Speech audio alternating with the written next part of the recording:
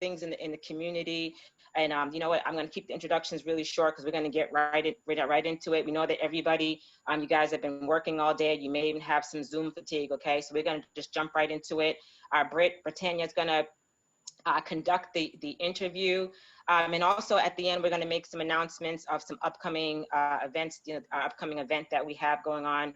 But we're just going to get right into it on how we can build wealth through home ownership. You know that our seminar series is all about wealth building. It's not about living hand to mouth, check to check, and just getting by. It's all about wealth building, figuring out every single strategy to do that. So, Britt, you're up. So thanks again, everybody, for being here. Please mute your mic so we can keep the background noise down as well. And if you don't know how to do it, we'll do it for you, okay? All right, so Britt, you are up. Hello, everyone. I hope you're having a great evening tonight. I'm super excited to be doing this interview. I've worked very closely with these two individuals, and they've had to do checks and balances on my transactions throughout real estate. And, you know, not often do I get a chance to hear about their upbringing and what kind of got them into real estate and what got them interested. So for many of you on here that might not know Alex and Joanna, I kind of wanted to first start off with giving them an opportunity to kind of tell us a little bit about themselves. So Joanna, I see your mic is muted. So I'm going to ask you to go ahead and unmute so that you can tell us a little bit about yourselves. First, Joanna, are you originally from the Boston area? Alex, the same question will come to you afterwards.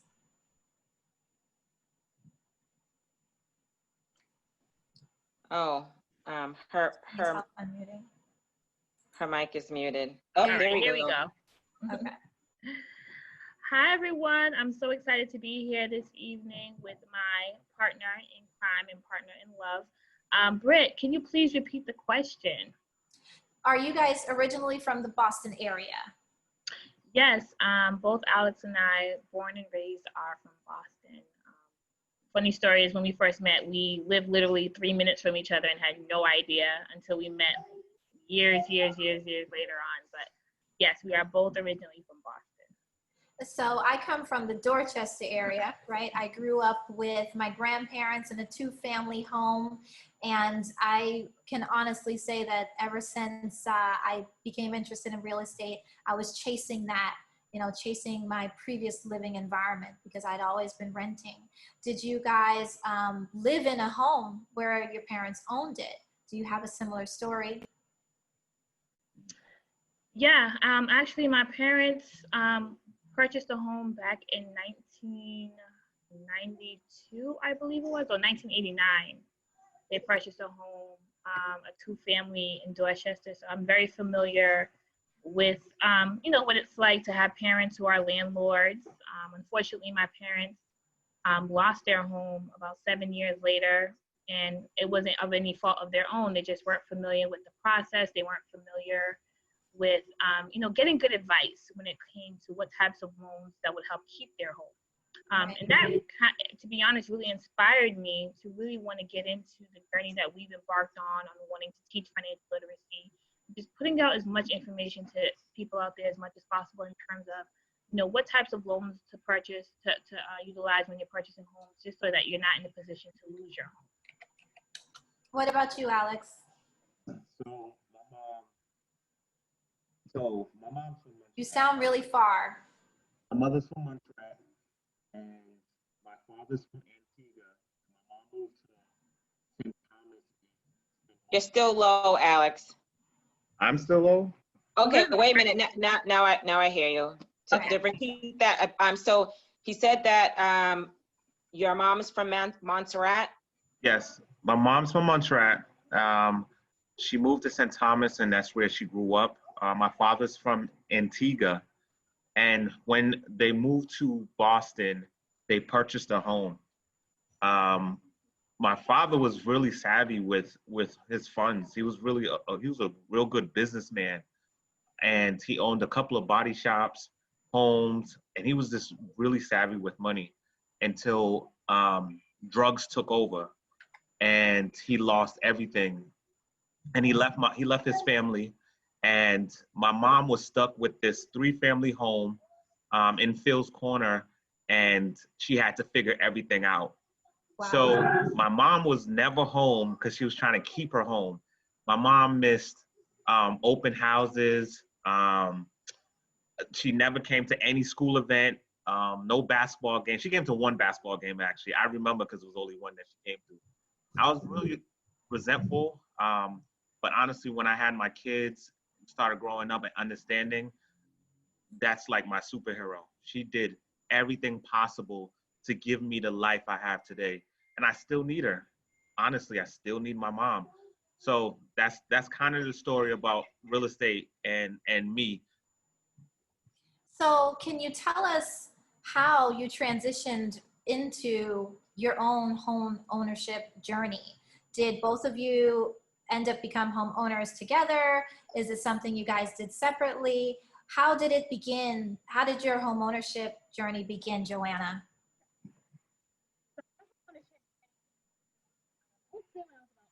You guys Can't hear you, Joe. Yeah, you got to get closer again. Can you hear me now? A little louder. My homeownership journey began when I was about 26. And I signed up for the first time home buyers program through NACA. NACA was hosting a workshop, and I decided to participate just to kind of get some information about that. I was single. I wasn't married yet, hadn't met Alex yet. And I just kind of just wanted to really embark on the homeownership journey, and knew that I wanted my first home to be my investment home. And so I did the workshop, but decided not to go back for whatever reason. If any of you are familiar with NACA, their workshop could be a little bit overwhelming. So I did the workshop, kind of just left it at that. Fast forward to 2 years later when I met Alex. Alex already owned the home, and we kind of just talked about what we wanted our future to look like, and in terms of home ownership. So Alex kind of put that nudge in and said, you know what, I think you need to kind of get back onto that home ownership journey. So I re-engaged with NACA, started the home buying process, and bought my three-family before we got married. So that's my first journey and first experience with home ownership. Joanna, repeat that one more time. You bought your first three-family, because I don't think anybody heard that. Repeat that again, please. Three-family. A three-family. I have about five, almost 6 years now. Yeah, about a three-family. That particular home is, I call that home the backbone. I can't. Your mic is breaking up again, Alex. Yeah, try that. I call that particular home the backbone of our financial family. That particular home is the garden. We planted a lot of seeds because of that home. A lot of businesses were successful. A lot of other homes were successful. Wedding, vehicles, anything we needed to make more money. That home really, honestly, you just need one home. You just need one good investment, honestly. Just one. You don't need 10 right away. You need one. And when you get that one, that allow you to keep your income, that allow you to, that makes money for you, everything else is easy. Everything else is easy. So, I praise my wife all the time because that move she made really took our family to the next level when it comes to real estate and financially.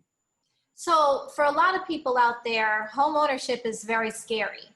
Whether it's not wanting to deal with the overhead issues as a landlord, or if it's really preparing their finances. So for people who are just starting and even being interested in home ownership, what advice would you give yourselves when you first started that you would give to them?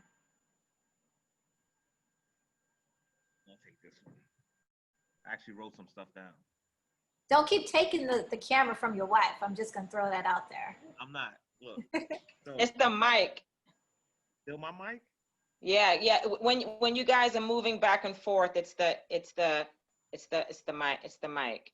Okay, I won't move anymore. So I'm good now? No, you sound just A little louder. A little louder. All right. Is it better now? Yes. Yeah. All right, great. So now, starting now, especially dating someone, right? I have to really think about this. You have to really. I know, what's your favorite show? What's your favorite color? Oh, that's cool. Whatever. Really is. Let's get down. Let's get down to it. If you're interested in this person, we really have to speak about credit score. We have to speak about your finances. We really have to have this conversation up front. You don't want to get stuck in broke love. It's just hard. The relationship is just it's hard. It's when that monkey when that elephant is in the room and you want to love this person, you love this person, but you two are struggling together. Mhm. Sometimes a lot of love don't survive. So I really think that you have to take steps individually first. Um, Again, improve your credit, improve your financial health as an individual, and then after that, if you're living in Boston, take advantage of the first-time home buyer programs. Take advantage of the lotteries, because if you get married or if you meet someone that you want to be with, guess what? They could move into your home, and their income it's grandfathered, so you're not getting kicked out of these special programs. So if you're making I'm throwing it out there. If you're making $50,000 a year and you're qualified for a two-family lottery home in Boston, right? Um, Last time I checked, and definitely most likely be higher now. Say you have to rent one of the floors out, a two-bedroom, and they say, well, you can't rent it out more than $2,000, right? So maybe that $2,000 is paying 80% of the mortgage. But you meet this guy named Alex Edwards. Joanna bought the house, and she meets me. So you know I can hold my own, but I move in with her.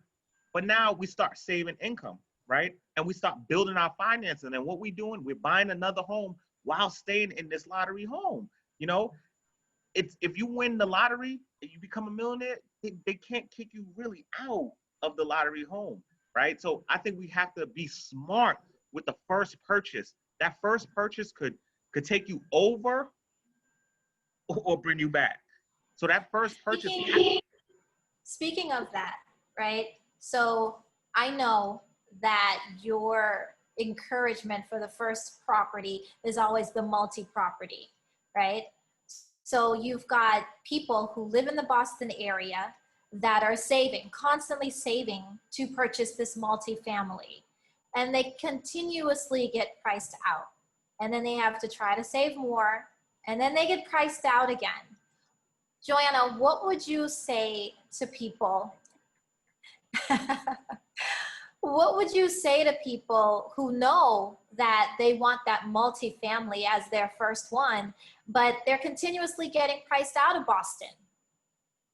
Well, when you say Fix your Can't mic hear a you, little Joe. bit.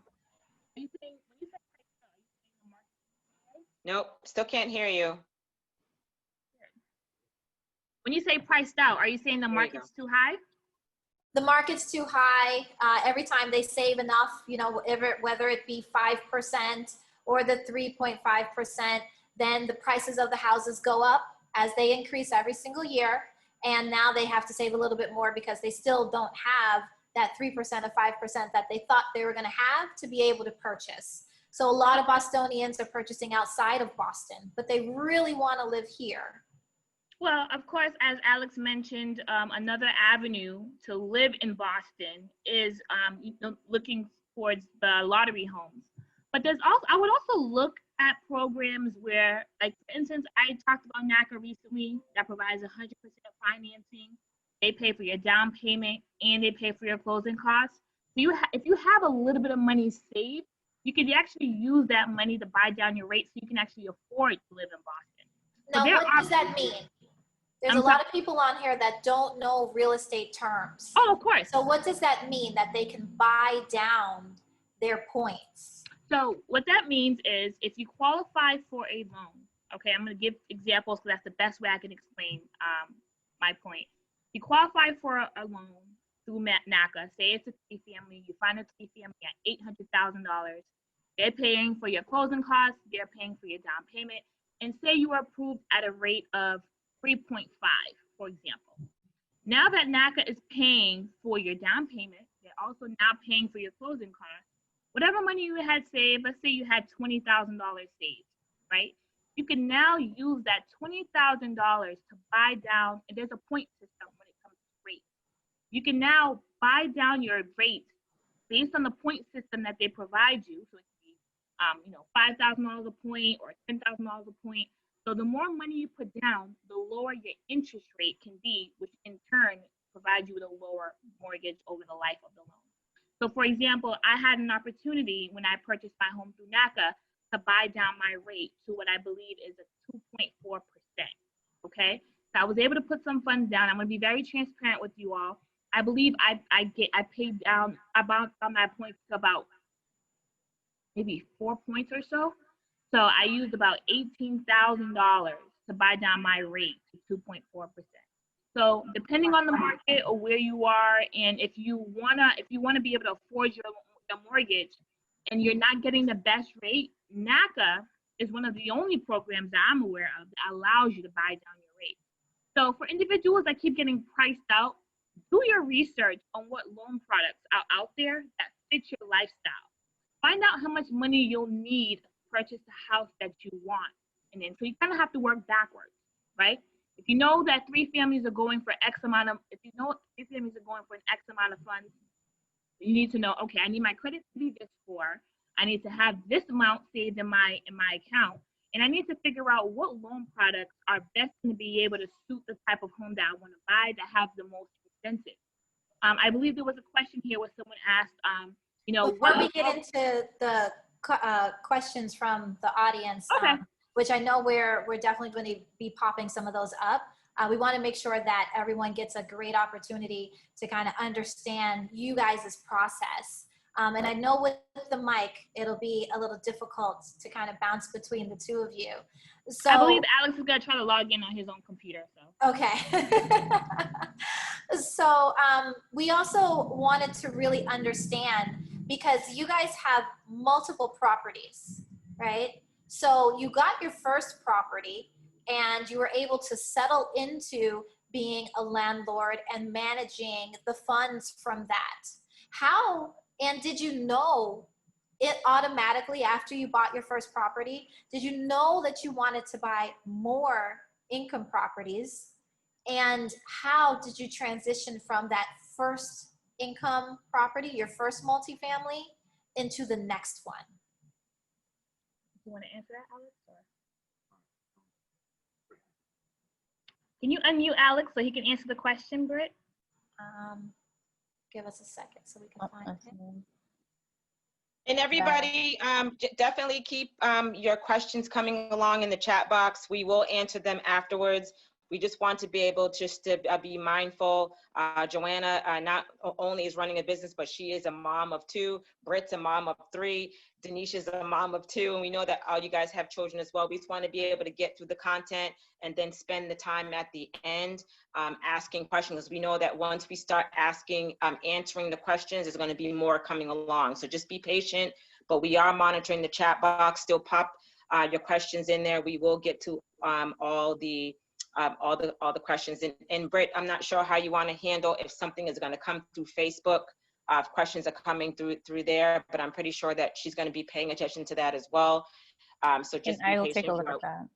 You know, while we do that, okay. And just again, thank you everybody for being on this evening. And just so you'll know, I believe that there are a few people that that are on here tonight that purchased homes from Thumbprint Realty, their first home. So we want to welcome you. If you're out there, definitely put a little shout out in the chat, because they did this awesome 90-day home buyers challenge. We had some folks that nailed that and bought their house in 90 days. Okay, maybe they may touch upon how that is possible, but you got to put the work in. Okay, but these guys deliver results. Okay, definitely.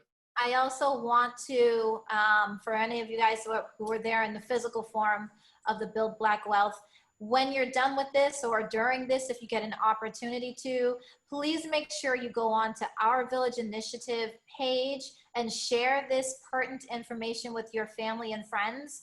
All of us that are on here today know someone who is interested in buying or wants to buy, and they need to have the knowledge. When you know better, you can do better. So is Alex unmuted? Yep. Okay. Do you want to go ahead and take on that question? All right. So the math is simple. I wanted to make, I think my first goal was to make $2,000 a month profit. Not from work, but waking up, going to sleep. Even if I died, I wanted to make $2,000 per month. Did it. So I did it with rent. And then when we purchased another house, the 3-family, Hold on Joanna. a second. Hold on. Joanna, I think you might need to mute your mic because he's too close to you. I did. I think Her mic is muted. Yeah. It just depends on how strong their signal is. You're hearing a little bit of echo. Okay. Black man, God voice. Yeah, let me move. I apologize. We're gonna make this happen. Brent, you said he got the God voice. Black man, God voice. It's just echoing down. So when we did the math, and when Joanna bought her home, she was profiting about almost 3,100 a month. So okay, so we put it together. That's $5,000 a month profiting every month. When we go to sleep, go to vacation, go to work, and even if we die, that means we need more. It was that simple, right? The math made more sense. Unfortunately, I would say Joanna at this time is still working, but she's making easier money with real estate than doing what she's passionate about. So it was a no-brainer. We said we need to go on a shopping spree. We need to go all in or nothing. And for the last 2 years, we bought almost 8 homes in the last 2 years. Wow. So you guys, after you got the first piece of property, first multi-property, you looked at the numbers of the income coming from those multi-family properties, and based off of how much more you wanted, you were able to determine how many more properties you really wanted to go after. Bouncing back to Joanna, kind of talking about some of the loans, do you see that the loan products that you used were the only potential options for you at that time? Because there are a variety of other programs out there besides just NACA. You're muted.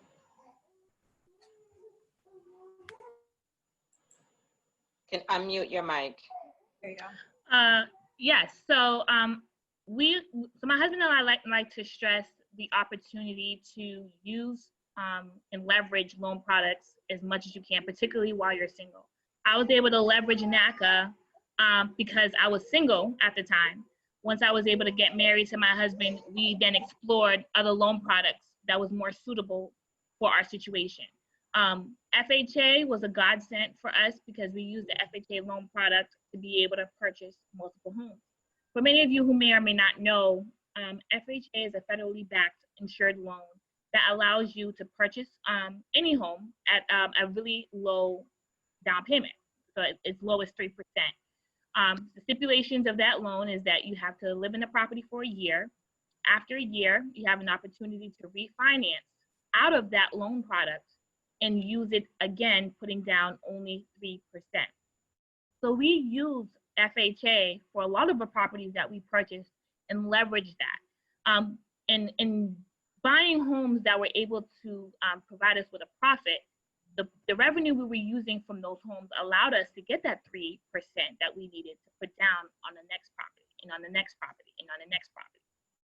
And so being able to do your research and to find out what products best suits your lifestyle and finding out how much money you need to purchase the home that you want to make the amount of money that you want. And also knowing how much money you want to make as well. So I would say FHA was very influential in allowing us to purchase multiple properties. Okay. And I know that Thumbprint also works very closely with the city and the One Mortgage program. So many of you out there have probably heard about the One Mortgage program as well. We also know that the One Mortgage program is combined even more with the city of Boston, and they have the One Plus Boston, which Joanna did an awesome tutorial informational video on her Facebook page. So you guys, please make sure you go and check out her Facebook page. She's got information on how the One Plus works for people in the Boston area. The One Mortgage program actually works throughout all of Massachusetts. And so for many people who might not be able to jump into that multifamily because rents are going through the roof and they have to get to a position where at least they're owning a condo, they're owning where they're living, they're owning a single family. How do you guys feel about their first property not being a multifamily? I always say owning is better than renting. Owning your freedom, owning the possibility to do whatever you want, and owning the idea that you don't have to have a wait on someone until you have to leave. So hands down, owning is better than renting. And as I mentioned before, if you're purchasing a home, whether it's a single family or multifamily, take advantage of the first time home buyers program. There are like the One Plus Mortgage, the One Mortgage, NACA, FHA, a plethora of others. There are different incentives that allow either 100% financing or low down payment. So definitely find out what works for you, and find out what stipulations are needed. Find out what your credit score needs to be. Find out how much money you need to have down, and do your research on what first-time home buyers programs work for you. You have an opportunity to get a good home right now at a really low rate and at a low mortgage, where you'll probably be paying less than what you're paying for rent right now. So absolutely, if you're not able to purchase a multifamily, owning is by far better than renting. Right. Thank you. Alex, I know you've got a little trick that you kind of talked about for people, how to use the FHA loan product multiple times, because there's the myth out there that you can only use the FHA loan product only once, and that's not true. So can you briefly tell us a little bit, on how that trick actually works? You're muted, just so you know. Just so you guys know, definitely write this down. He's about ready to, Joanna dropped some gems, you guys. And again, if you look in the chat, all of their information in terms of their contact info, will be coming up. Thank you, George, for popping that in there. But right now, he is about ready to drop a gem. Get ready. No God voice this time, Alex. Unmute yourself, in fact. You're still muted. He says you have to unmute him. He's not able to do it. He's trying. All right, thank you. All right, so I want to clear one thing up. When we started purchasing homes, we didn't have the opportunity to use the One Mortgage or the One Boston. Those are phenomenal programs, and if you're looking to purchase and if you fall in line with all their regulations and qualifications, you should definitely use that product. If you're buying a home that's not too high, that's not too expensive, you should definitely use that product. Use that product, buy a lottery home, go meet your significant other, allow him or her to move in, and you guys cake, and then you use that FHA. Don't get married yet. Please do not get married yet. Don't rush for love. If it's for you, that person's gonna be around for a long time. Don't rush for love. Let's rush for finances and set you up the right way, because you're gonna have children one day, and you don't want everyone else's children to look better than yours, better education and all that. So let's focus on the future, and let's not focus on what's going on now in your bed. We gotta focus on the future, right? So with that lottery home, build your finances to the core. I mean, save as much as possible. And again, don't get married. Allow the other person that don't own a home buy that FHA loan at that home using the FHA product or using the One Mortgage again. Perfect. But to answer your question, FHA. So we didn't want to put down 20%. And me, I'm looking at everyone around me. I'm like, I know they're not putting down 20%. Well, you bought another home. I know for a fact you didn't have that money. It's something I'm missing. So what I learned in years is how to ask for help. The best thing ever, asking for help and opinions. When people are successful, they love speaking. I'm talking now, right? When people they love talking. They want to tell you what they did. Because if you execute what they did, like, oh, I might write a book because what I do really works, and they feel good about themselves. But we don't ask enough people. We rather ask someone that's not doing it. Like, hey man, I know you're a mechanic. What you think about construction? What? No, don't do that.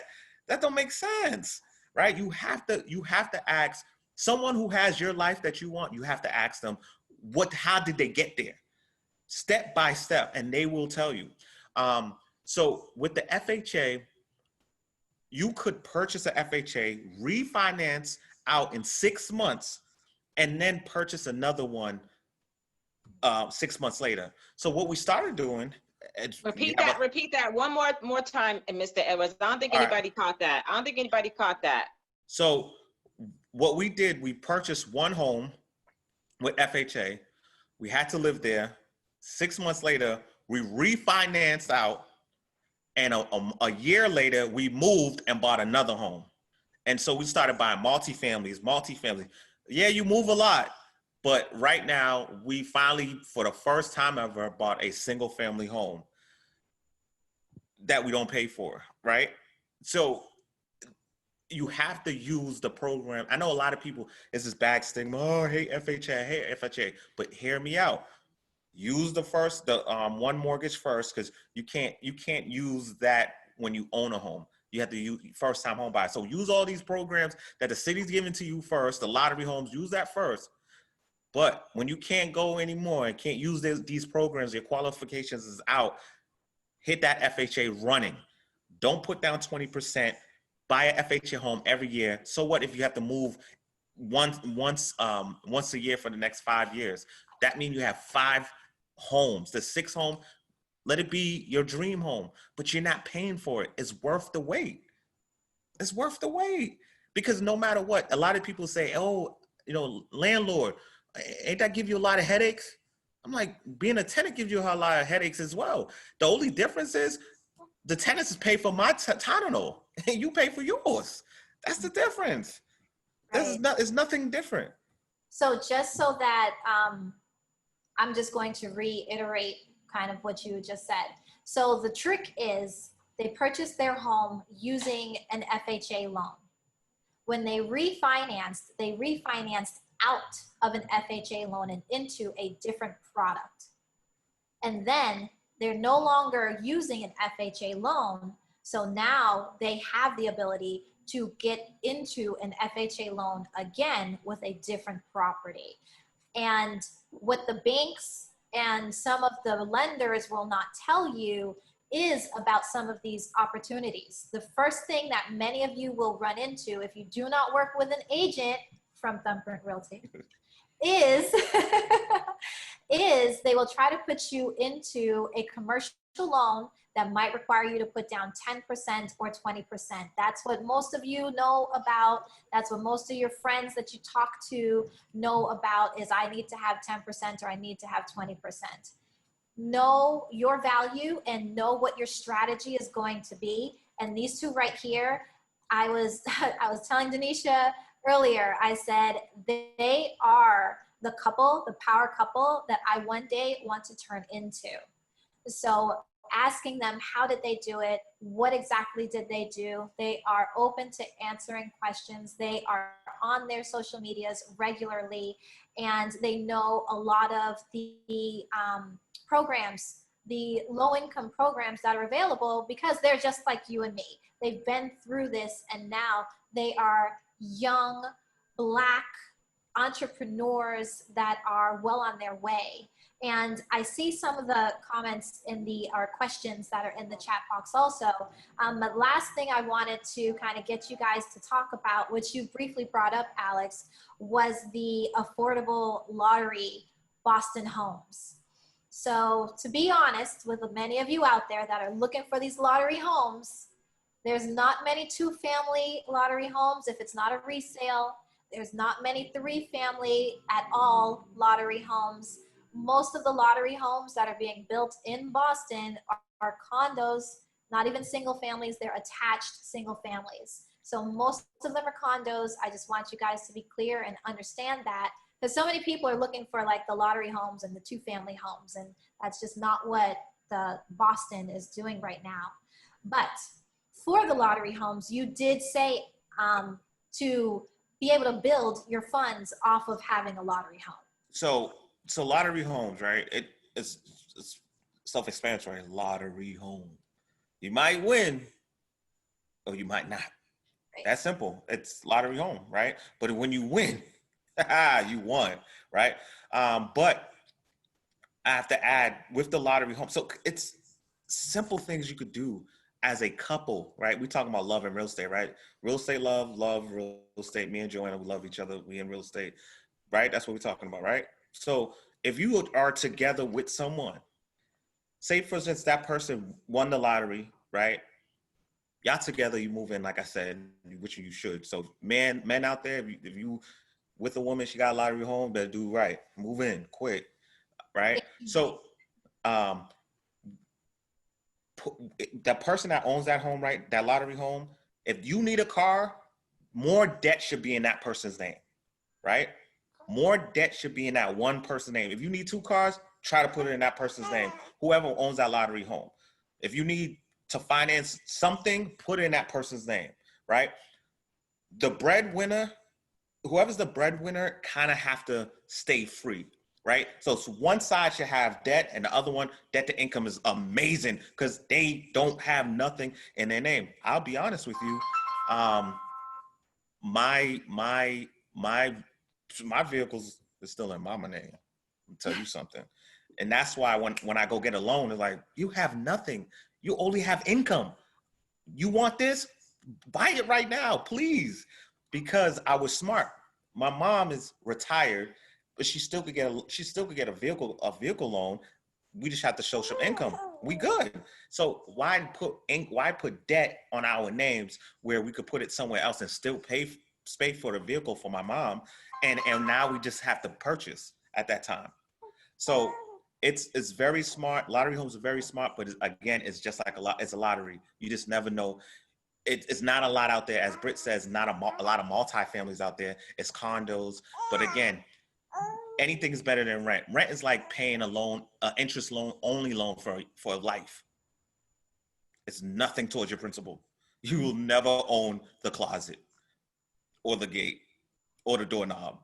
Whatever you think you own, you're not going to own, because once it's a wrap and they say, look, I'm moving my family in, you only surviving right now because of COVID. A lot of y'all gone after COVID. We all know that. So we have to be smart right now. Right now, inventory is low, but guess what is low? Rates are low as well. So you have to take advantage. If you was buying a $1 million home today, is the best time. Rates are low. So don't look at the number, look at how much money you can make off of your purchase. Who cares what you pay for it? If you pay $1 million, but you're making $2,000 a month, it's a deal. Simple. Right.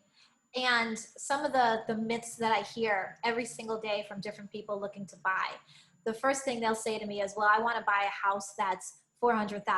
I want to buy a house that's $300,000. But they don't know how much a lender's going to give them because of the fear of the credit pull or the fear of pulling up their taxes. So Joanna, what would you say to the people who are afraid to just go and connect with the lenders? She's muted. Muted. Hold on, wait.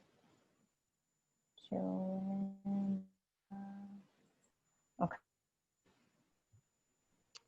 I say you could be afraid and rent for the rest of your life, or take the opportunity to find out what you need to know to get to the point where you want to get to. Closed mouths don't get fed. If you don't speak to a lender to find out what you need to qualify for, you'll never qualify. If you're always just afraid of what you don't know, then you'll never be able to take that leap. I say to those who are afraid of getting their credit pulled, you're allowed what, 2 to 3 pulls a year, hard pulls a year. If you have an opportunity to speak to a lender, and some lenders will tell you, hey, give me some rough estimates, give me some rough numbers. Do you kind of know generally what your credit is? Provide me with some pay stubs, your income taxes, and then they can kind of give you a rough estimate, right? Just to kind of tell you, all right, if you want to qualify for a $400,000 home, here's what you'll need for savings. Here's what your credit needs to be to get the best rate. And here's what loan products you'll be able to qualify for. There really isn't that much to it. There's not much you have to lose by speaking to someone to get information. And so oftentimes when I speak to folks who are misinformed and think that they have to put down 20% or they need $50,000, I'll say, where did you get that information from? Right. Oh, I got it from someone who doesn't own a home. They told me that's what they were doing, so I decided to do it as well. You know, and so I feel like when you speak to experts who know what they're doing, who can kind of give you some valuable information, take it. You know, that's the only way you'll be able to advance forward. One word of advice: don't take advice from people who don't own. If that person has not taken the opportunity to purchase and they can't give you the experience, why are you taking advice from someone who hasn't gone through what you're wanting to go through? So I would say speak to the experts, find out what you need. If you want that $400,000 home, find out what you need to do to qualify for it first. Then go through the motions, getting your credit pulled, you know how much you need to save, and move forward. Strategy is key. Now, I just want to make it clear for the people out there that are kind of bubbling up some of these questions, the difference between the lender and then the products that the lenders have. So people will assume that a 203K loan is the lender. So can you kind of help them understand that the lenders are these people and the lenders carry these types of products? I feel so. Yes, you're absolutely right. So there are lenders and there are loan officers. There are mortgage brokers. There are loan officers. Loan officers, you would generally find them working at banks, and mortgage brokers usually work for like privately owned mortgage loan companies. Mortgage loan officers, I feel, have more variety when it comes to products, and can kind of fish around. So what they do is they search for different loan products that best fits your lifestyle. They're a little bit limited. And yeah, mortgage brokers do have more products. And loan officers generally work for a bank. They're very limited in terms of what loan products they can offer you. But speaking to a loan officer or a mortgage broker who you provide your information to, so they work for you, and they're able to search what different loan products are out there that best fits your needs, that best fits your lifestyle. So 203K is a loan product. It's a form of an FHA loan. Conventional loans are also loan products. And so there are a variety of loan products out there that specific lenders have or carry. So depending on who you're speaking to, they can provide you with a variety of different loan products that best fits your lifestyle or your needs. Okay. And Alex, people have seen your posts and your videos of you doing some of the work in the home.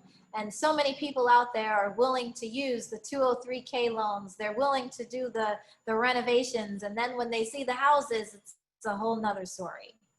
So can you kind of touch base on the reality of a 203K loan for those people out there that feel like I can do a place that needs fixer-upper, and then they have to deal with reality? Unmute him. It's like I can't. Yep, I got it.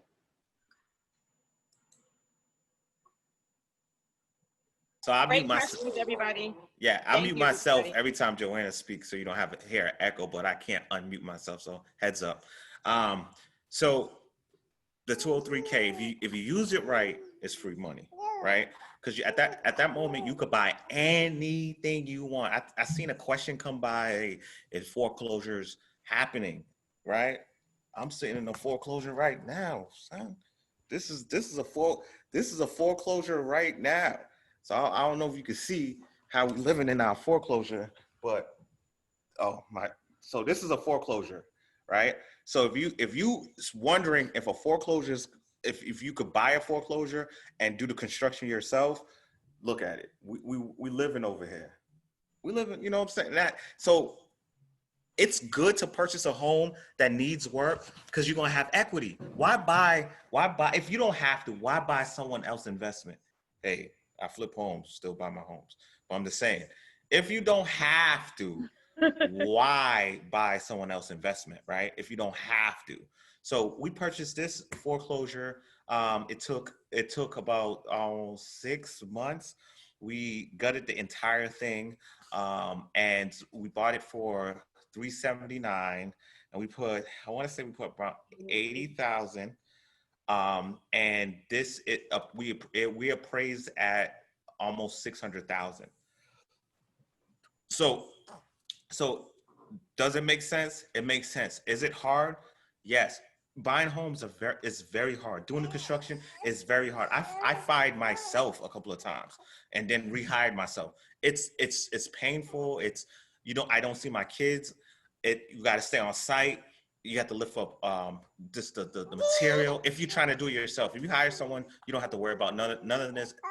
Just have to worry about the contractor.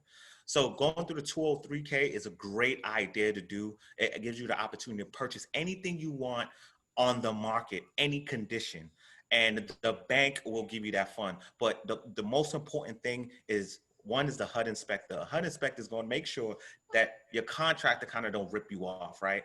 And they're going to make sure they're doing the right thing. The next thing is the contractor. Contractor's full of shoo. Michelle, I got you. I'm not going to swear. I'm not going to swear. Full of poop. Denisha will say poop, so I'm going to rock with poop, right? So everyone say, hey, you have to pay attention to who you hire, and you have to explain the process. Look, I don't give you upfront money.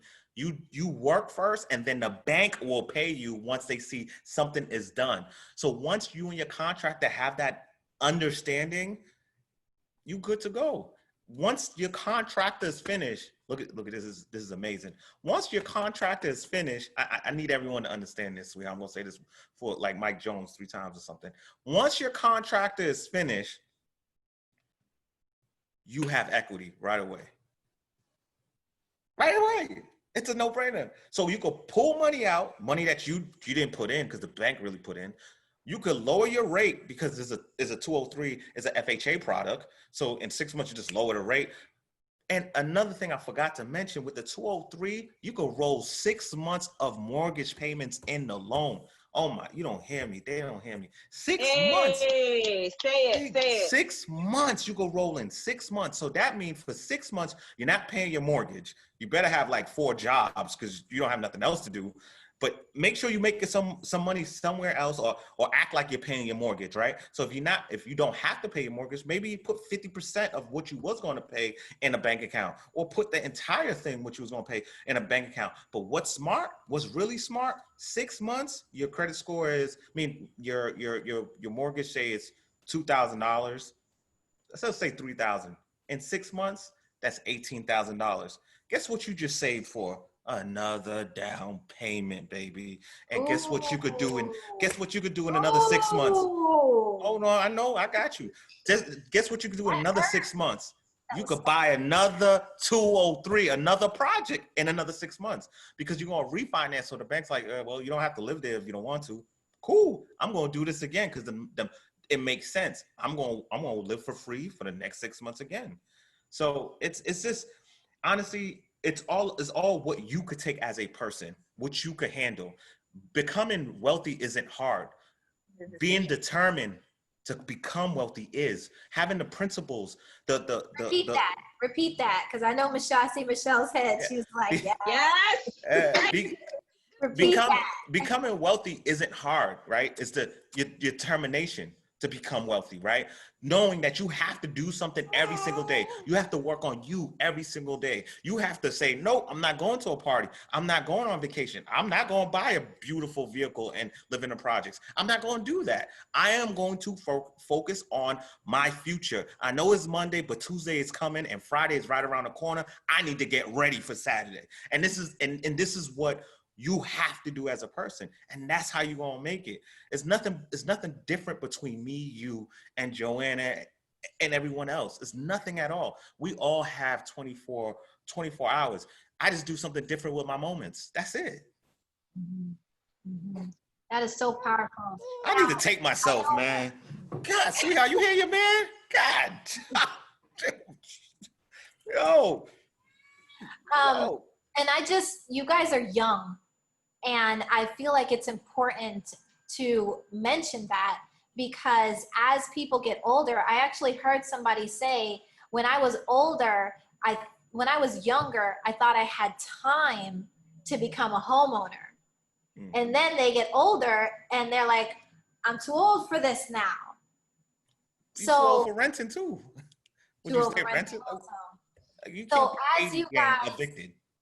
as you guys have become the landlords, have become good landlords at that, how do you see yourself really connecting with your tenants? Because we have absentee landlords, and I think that is actually what scares people from becoming landlords, because they think they have a crappy landlord and it must be too difficult to be a landlord, so then they don't want it. Joe, can I answer this real quick?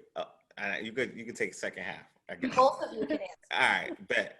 So what we decided, I'm so excited about this. So what we decided to do, one thing, simple. We put wash and dry in every unit. Ooh. That's one simple move we did. We said, you know what? Anyone that rent from us, not a program, individual, rent from us, they're not going to a laundromat. We need to start treating not our tenants, our partners, because they are partners, right? Our business partners, like how we'll treat our parents or ourselves. Say that one more time, Alice. I don't think anybody got that. Say that one more time. We have to treat our partners, aka tenants, like we would treat our parents or ourselves. If I'm lying, I'm flying. I promise you, and I'll show you pictures. A lot of our partners have better bathrooms than any bathroom in my house right now. I promise you that. Facts. They have quartz, they have granite, they have stainless steel, they have laundry, they have amazing tile work. Their bathrooms, their kitchen is I won't say kitchen, not better. Bathroom all day, right? So we really took the time to say, you know what, we want someone that will love this space, that will say, you know what, I want to be here forever. I want to do right. The next thing we do, Thanksgiving and Christmas, if you have kids, your kids are getting a gift from us. Thanksgiving, all of our tenants usually just get a turkey, all the good ones. All the good ones, we good. Financially, we good. You getting a turkey in November, right? And we check on them and make sure they good. And whatever they ask, we kind of just do it. And regularly exterminations. That's really, I think it's simple being a landlord. You just have to pay attention to your property and rent to the right people and right organizations. Now, it's some organizations that we did rent to and it didn't work out. I ain't calling no names, but it just didn't work. To rent to organizations. Mm-hmm. I know people are probably like, what does that even mean? How do you connect with an organization to be able to rent to after you've purchased your property? All right, Joe, you up? So there are different programs. There's children, like for instance, there's Children's Services of Roxbury. There are other programs that connect with homeless shelters or transitional shelters. So people who are transitioning from homelessness into renting, there are tons of programs out there who connect with landlords who have vacant units. And so there's like a liaison between like the case manager, the tenants, and the landlords. The case managers are the ones who seek out the homes and connect with the landlords and find out if they have any vacant units.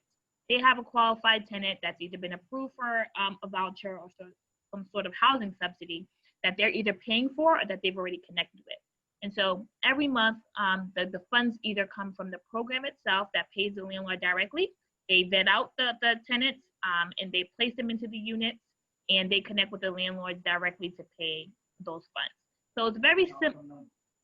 And so, for instance, there's a program that rents out bedrooms for families or individuals. So you can have a 4-bedroom, and you can be making anywhere between $800 to $1,200 per bedroom. if you're renting out your unit to a I program. heard that, right? There's 79 people on here. Y'all heard that. So you have an opportunity to make up to $5,000 per unit if you are renting to one of these particular programs. Again, these programs are seeking out the families. They're doing all the vetting. They're paying you directly, the landlord. You don't have it. Sometimes you don't have any communication or interaction with the tenant at all. And it's strictly through the program who serves as a liaison between you and the tenant. So that's also another opportunity to be able to maximize your income when you are renting your units. Okay. So I see some people asking questions in terms of classes. Are there any classes that they would need to take to be able to participate in landlord programs? There is I do know of a landlord training that One Mortgage actually has for people who are taking on multifamilies using their product. So did you guys take a landlord training? I know when I purchased my home through NACA, they have a very rigid and strict program class that you have to take, where it's a landlord tenant class and the first time home buyers class. There are other programs that offer these classes. I know Maha offers them. I know the city of Boston offers them. There are multiple different organizations and entities that offer these particular programs. And some first-time home buyers programs like One Boston, One Plus Boston, they require you to take a first-time home buyers class prior to getting approved for these loan products. But I did participate in a class when I purchased my multifamily. Okay. Well, we are now at the 7 o'clock. Do we want to start popping in some questions Let's do it. From the chat? Yes, hold on. See here.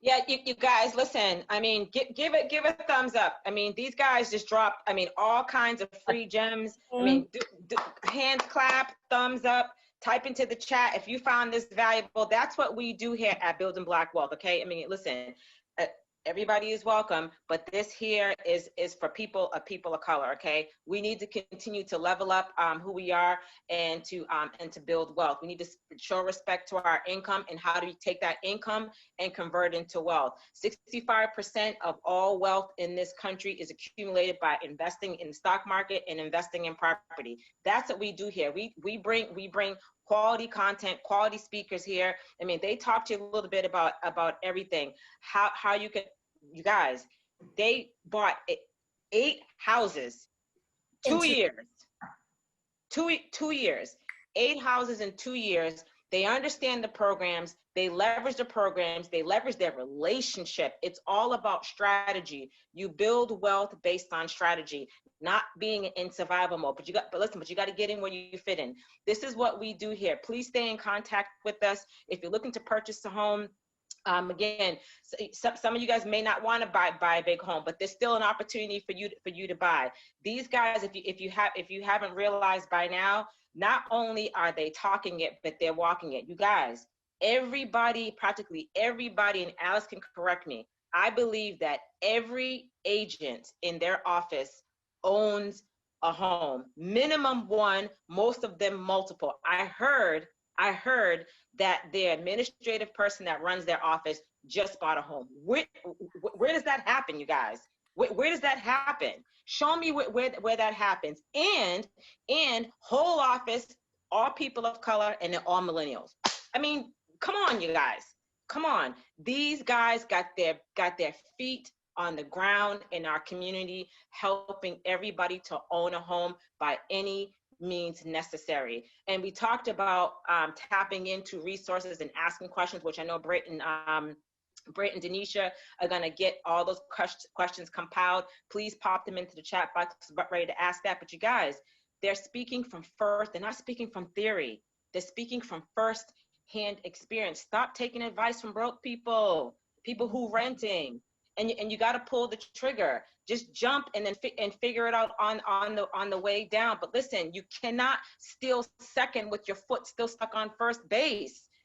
And just like Joanna said, closed mouths don't get fed. You have to ask. My mentor told me either you can be humble and wealthy or prideful and broke. You got to ask. Put your ego in the back pocket and ask, you guys. This is why we're here doing this. They're dropping gems. That even, listen, I popped in the chat box about Flipping Bricks University, that if you guys want to know how to buy foreclosed properties and short sales and do all those type of things right there, definitely reach out to those guys.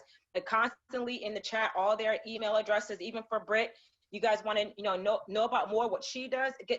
Listen, she also works in their office, okay? She also works in the office. They team up on doing different things. Everybody on here with us at Building Black Wealth, we're not talking from just theory, okay? Right? Not talking just from theory. And my job is to help you make sure you stay in the house, right? My job is to get you right, get your credit right, get your saving money. Then my job is to hand them over to these guys, and their job is to give you the home of your dreams. And I'm here to make sure you keep your home and build the wealth along with them. Please stay in contact with us. Make sure you pay it forward. Send that email out. Register for the next event, okay? But again, in the chat box, all the information is right then and there. All right, Britt, back to you. So I got the first question. So I'm trying to organize them, but I'll just spit them out as they came in. Are there any programs for individuals making over $120,000? So they have a lot of it. They have high income. They're wondering, if there are any special programs in terms of down payment assistance or affordables. NACA. Even though NACA is catered towards lower to moderate income in families, there's no income limit. So you can make $150,000 and still qualify for the 100% financing, which is phenomenal. So if you have great income, you have savings, but you don't want to use your savings for your down payment, NACA will pay for your down payment and closing costs, and you can still qualify even if you make $125,000 or $150,000. There's no income limit, no income cap. So although there are other stipulations for the other first-time home buyers programs, NACA is a great one. Nice. Oh, NACA's asking to NACA. Alex is asking to be unmuted. Oh, 1 second. Let me find you. I can work on this. While Alex is being unmuted, and you guys too, depending on, we know we have a lot of people chiming in from different places as well. Sometimes even those smaller local banks, sometimes they're giving away free money too. There's a young lady that told me about East Bridgewater Savings. They paid like up to 6% of her closing costs. That's huge. Okay, so again, you just got to kind of go out there and do your research. Okay. Next question. Did you have something to say, Alex? Yeah, it's like finding a bank is like finding like cheap gas. Like you just gotta. I used to have this gas tracker, because gas stations will change their numbers, and sometimes they high, sometimes they low. That's almost like banks. Sometimes they high, sometimes they low. They got a new product, and you just gotta stay in tune and just ask a lot of questions, ask around, and just check the rates from everywhere, really. And that's almost, because banks don't advertise. It's not like 1,000 banks gonna have commercials and it's gonna tell you, hey, I'm number one, so unfortunately you just have to kind of just do your research. Connect with an agent. Connect with Thumbprint. We have a lot of resources. I'm posting videos almost every day about different products and different programs that are available. Follow me on Facebook.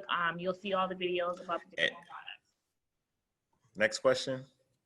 How long do you have to wait after purchasing your first property to refinance?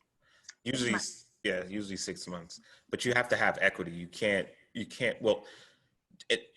have to have equity, right? And you have to make sure that has to be a smart move.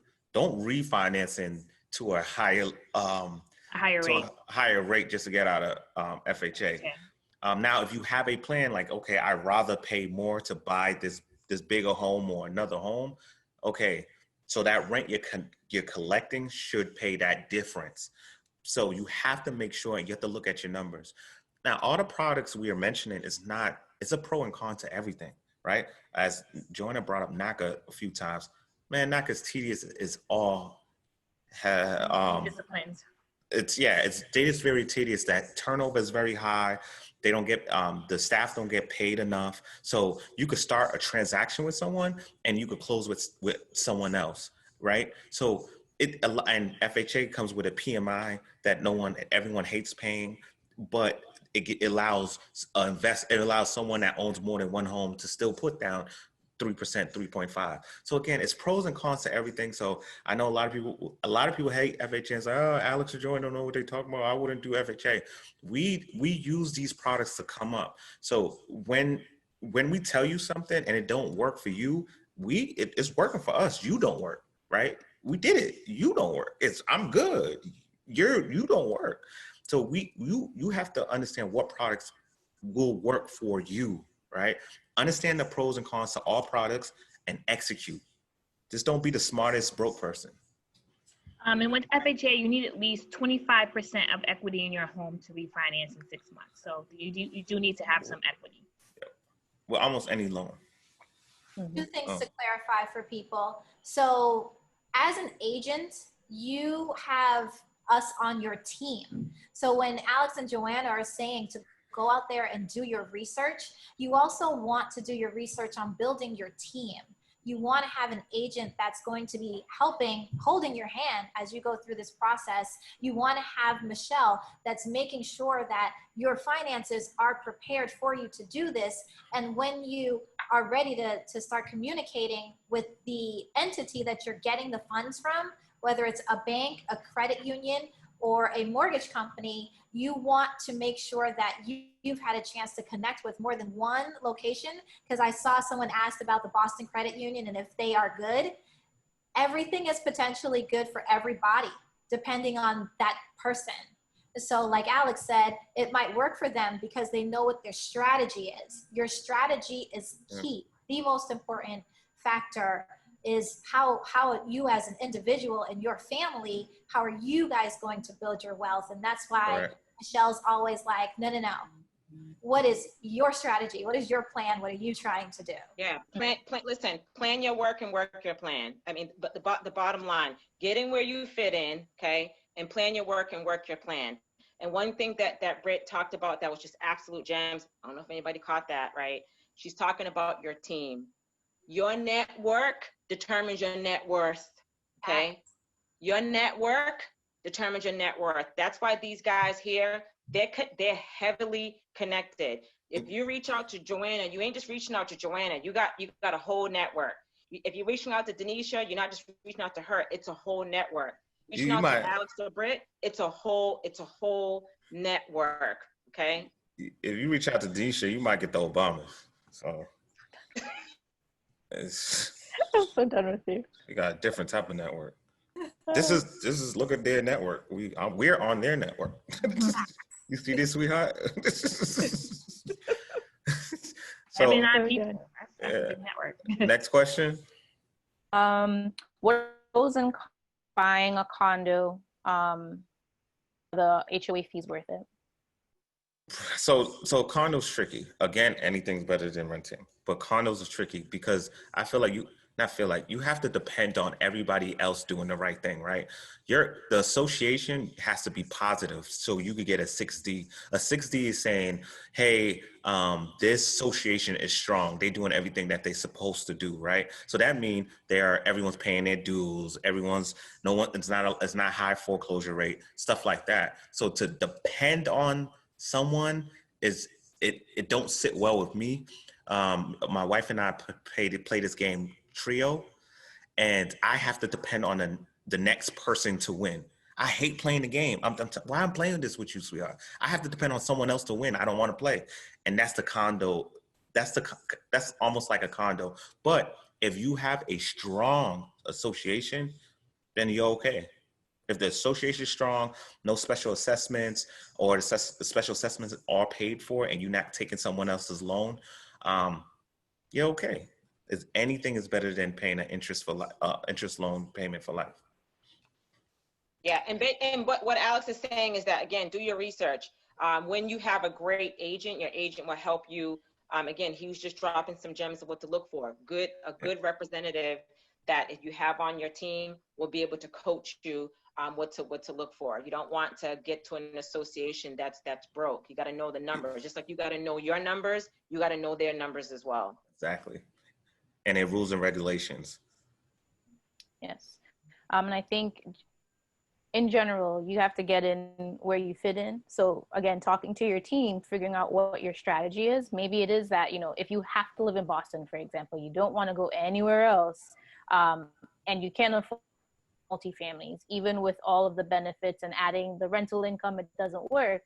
Where do you fit in? Maybe it's a single family, maybe it's a condo. As long as it's cheaper than renting and more affordable, then you get in where you fit in, because now you can turn that into a rental property later on.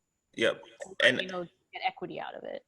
Exactly. So even look, anything is better than renting. Again, I'm gonna keep saying that. So when I was younger, I think I was about 23.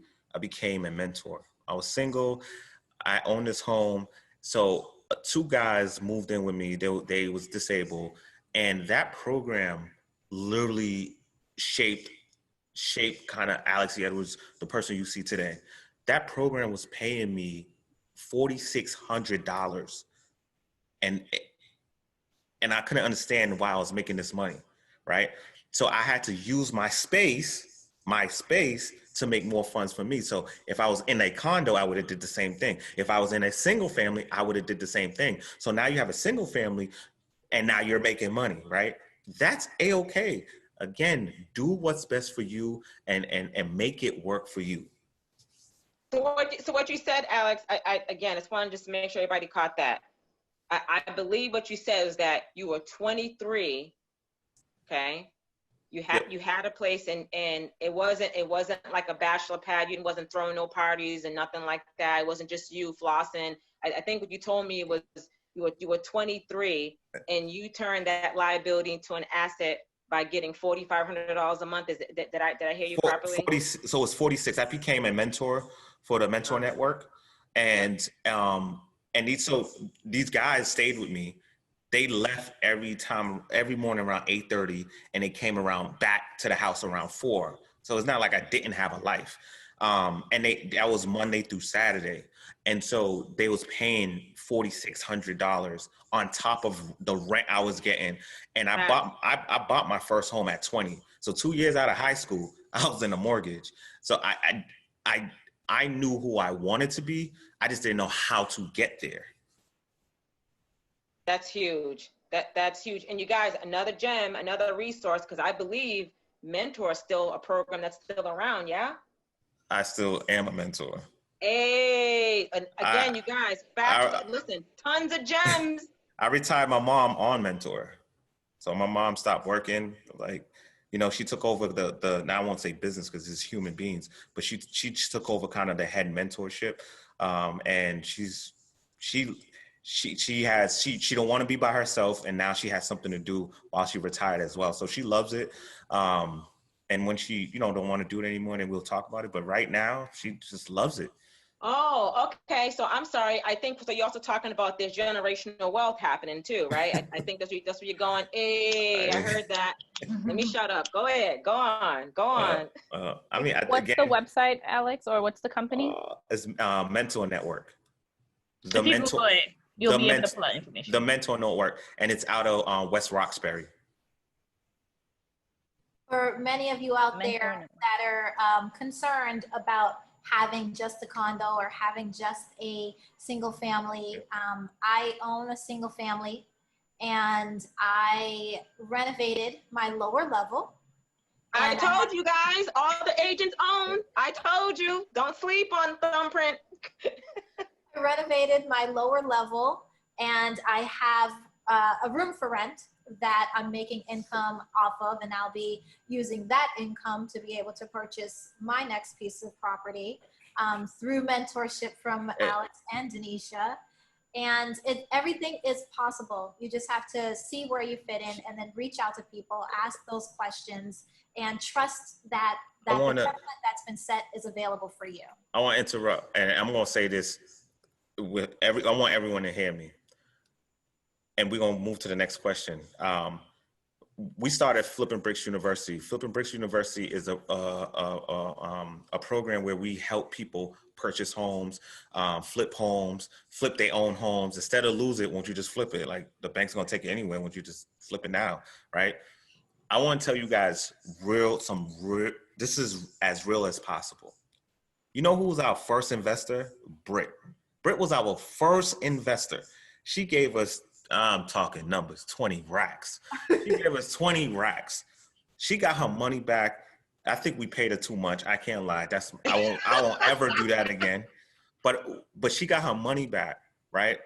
And with that, financially, she was the first one. Taylor set the deal up for us where she believed in us and said, look, this is what's going on. Our family's about to lose this home. They gonna take this home. Can you spend your money and renovate this home so they could get a higher return, and they'll pay you back and they will split the profit. If you don't do it, they okay with this walking away. Now, we needed a lot of funds and we didn't want to go to the bank. Britt stepped up. Everybody else in FBU stepped up. Of course, my wife stepped up, and we made it happen. And we paid Britt back. We paid Taylor, and the owner was like, I was not getting nothing. The owner made $56,000. Flipping bricks made $56,000. And that was it. And that happened because Britt and Taylor believed in us. If Britt didn't make that financial sacrifice, like, yo, let me hold 20K? 20K? Look, yo, I don't know what her man is doing. I would have threw that ring on her. Like, 20K, you got 20K sitting around? It's just amazing where, you know, we talking about village, right? That village helped us out. So thank you, Britt. I appreciate you. I will never forget what that sacrifice you made, which you won. But I appreciate you. So I just wanted to share that story because this stuff is real. This stuff is real. Thank you. Love it. Yeah, Love no, it. this is gems and real life. So not Right. selling anything. This is real life happening in Boston. So next question, can we talk about the 6 months of reserve that is now required due to COVID? Is that for multifamily, single families? What is this 6 months of reserves, and what are reserves? So, go ahead, John. Go ahead. All right. No, you could. So unfortunately with COVID, some of the stipulations with a lot of these lenders are becoming more strict. People are losing their jobs literally days before closing, and they're requiring people to have additional funds to assure that they can pay their mortgage. So reserves are basically, it's just money that's put away in your account that shows that if you lose your job or for any particular financial hardship, that you're able to pay your mortgage for 6 months. So reserves are just some money stashed away that shows, hey, if your mortgage is $3,000 a month, you need to make sure that you have $18,000 in your account to show that if anything happens, that you can pay for your mortgage. And that's particularly, depends on the product, but it's for multi-families. I don't believe you need to show reserves for single families, but you do need to show reserves, unfortunately, for multi-families. Prior to COVID, lenders were able to use the rental income that you were making on your home as income to show to make you qualify for a higher loan. So for instance, if you're getting a multifamily and you're making $2,400 per unit, and obviously if you're occupying one, that's $4,800 profit or income that you're making. They would be able to use those funds to help you qualify for a loan. But now due to COVID, some of the stipulations have become more strict, and they're now requiring you to have, in addition to the rental income that you may potentially make, 6 months of reserves. Yeah, and the 6 months reserves, you guys, is possible. It all starts, again, when you decide when you want to have a home and to get a home. See, again, it's all about doing your research and being proactive, right? So again, she already told you what you need to have right off the top. 6 months worth of your mortgage payments or your bill payments, right?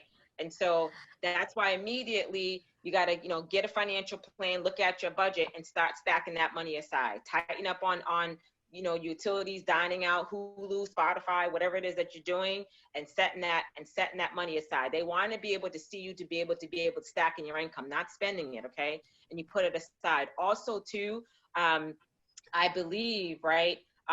I don't advocate this, but sometimes you have to do whatever's necessary to take you may need to take one step back to take 2 leaps forward, okay? But you can also, again, depending on your age and how much you have set aside, I know that you can, they allow you to borrow money from your 401k for a first-time home buyer, for a first-time home buyers. You can take that money out penalty-free. You can take it out penalty-free, okay?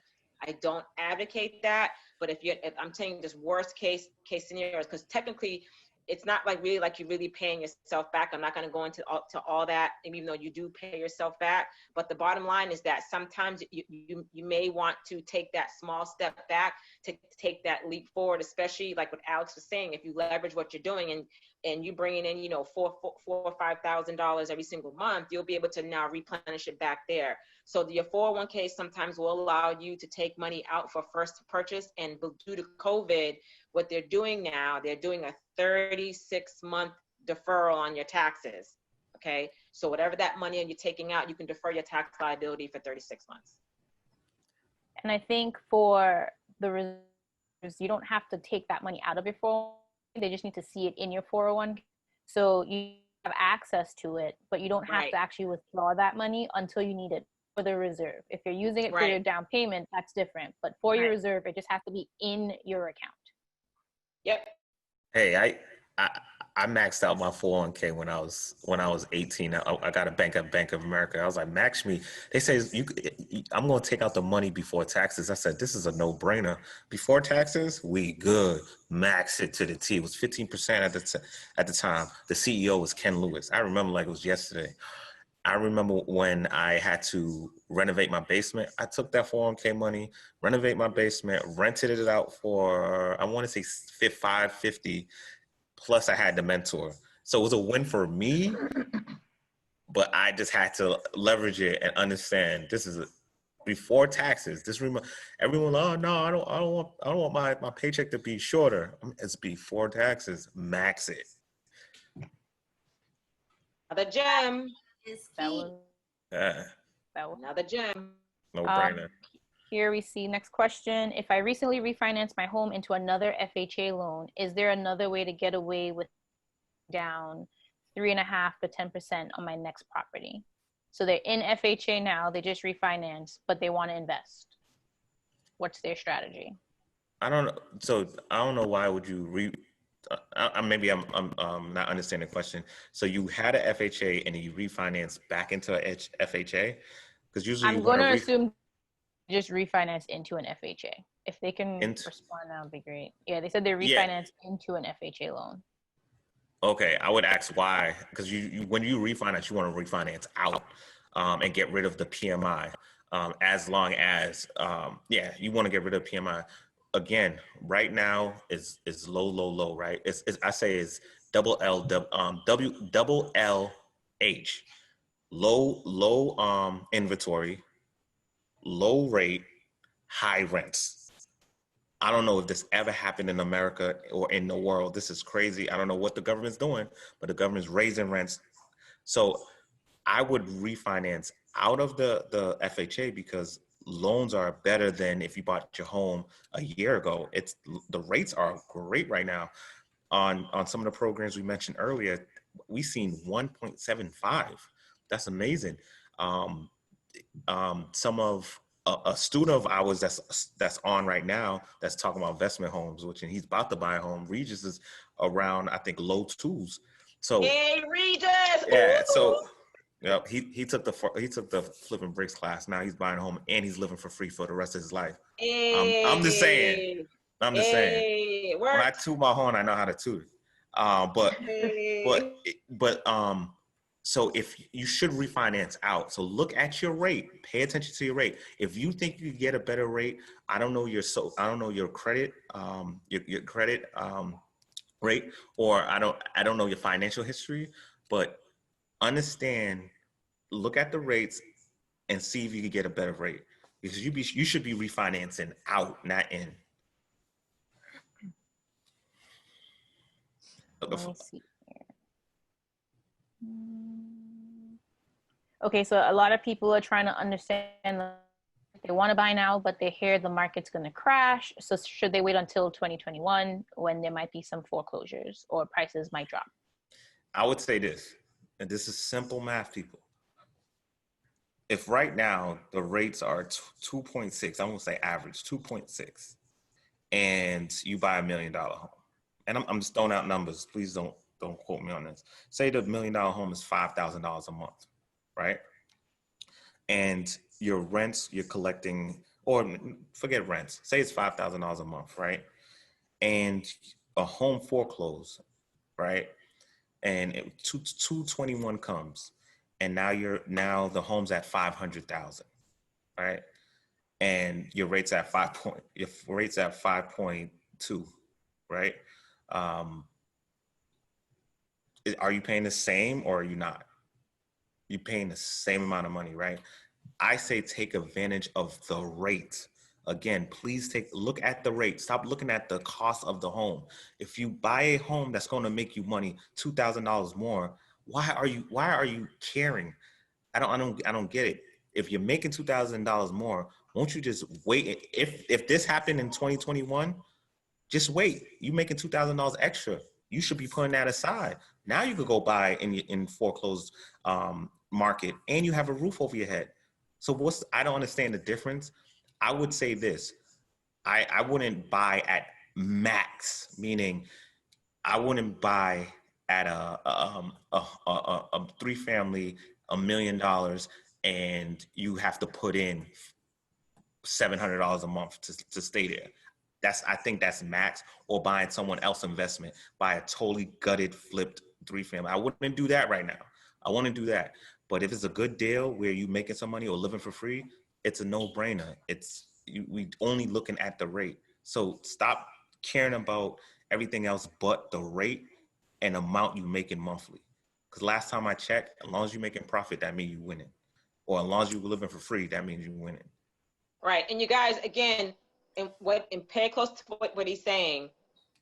That rate matters when you're making money. He's talking about investment, not like if you were just gonna keep refinancing and you're not going to leverage your house as an asset. Okay, so just be very mindful about what he's talking about. Don't chase after the rate if it's just going to be you and your crib and you're not going to get money from it. Okay.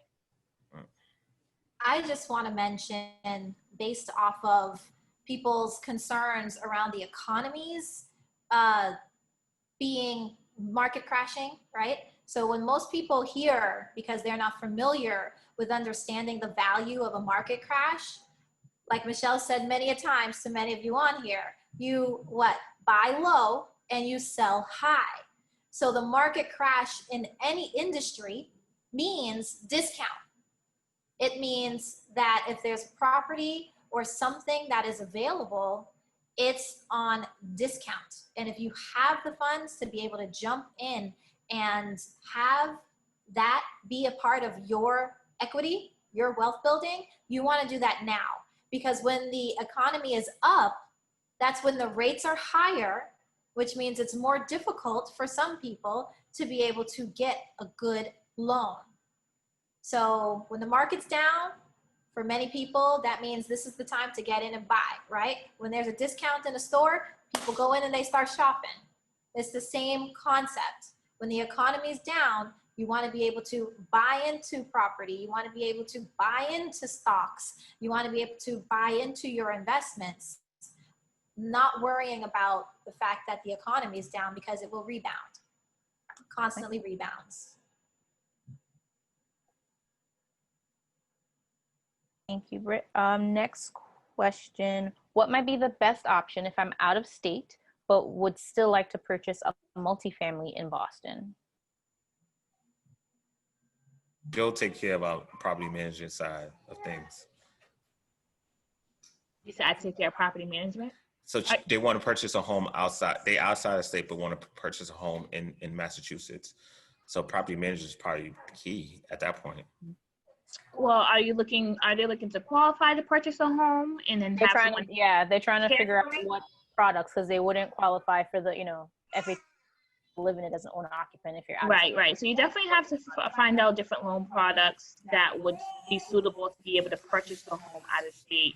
Wholesaling might be an option for you too, if you're trying to purchase a home out of state. But a lot of the loan products are requiring you to be a resident of Massachusetts. I think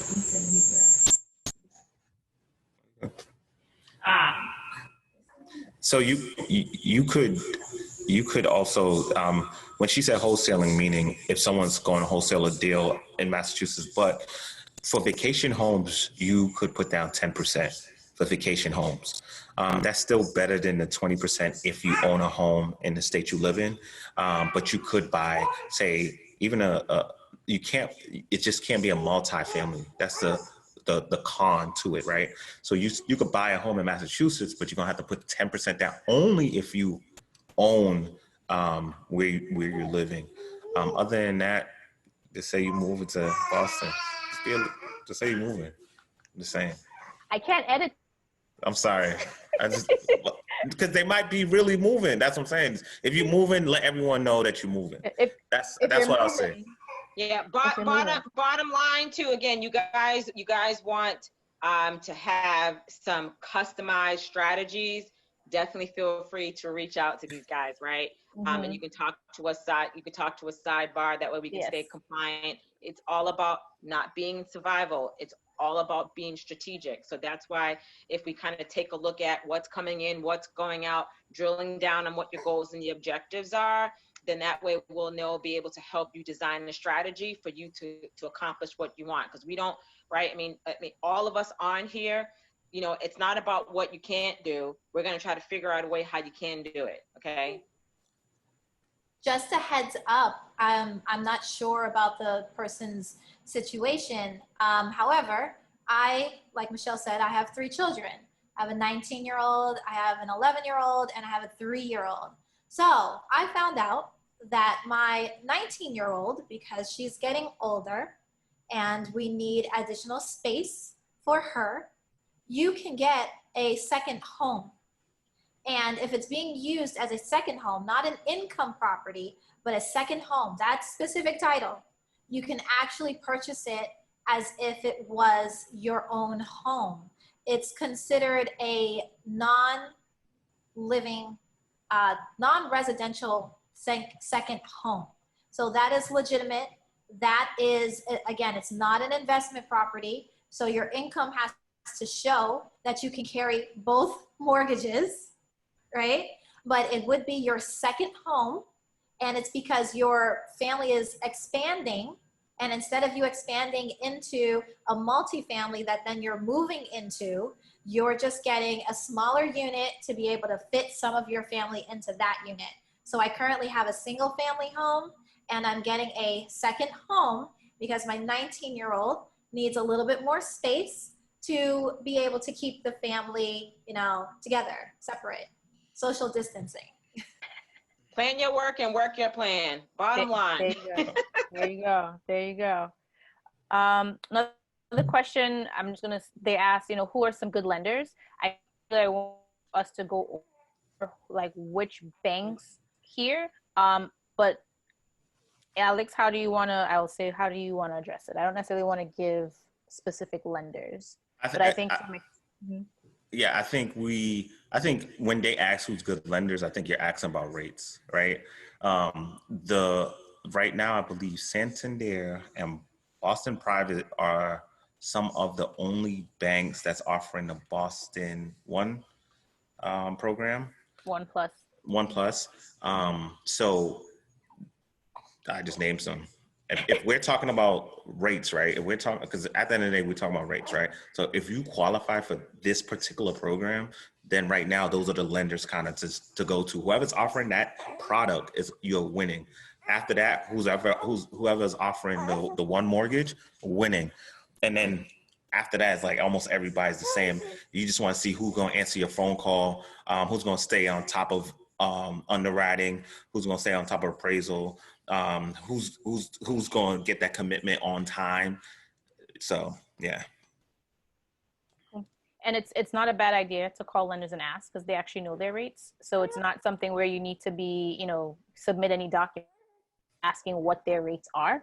It's going to change for you based on your credit a little bit, but at least you know what the range is, their current rates.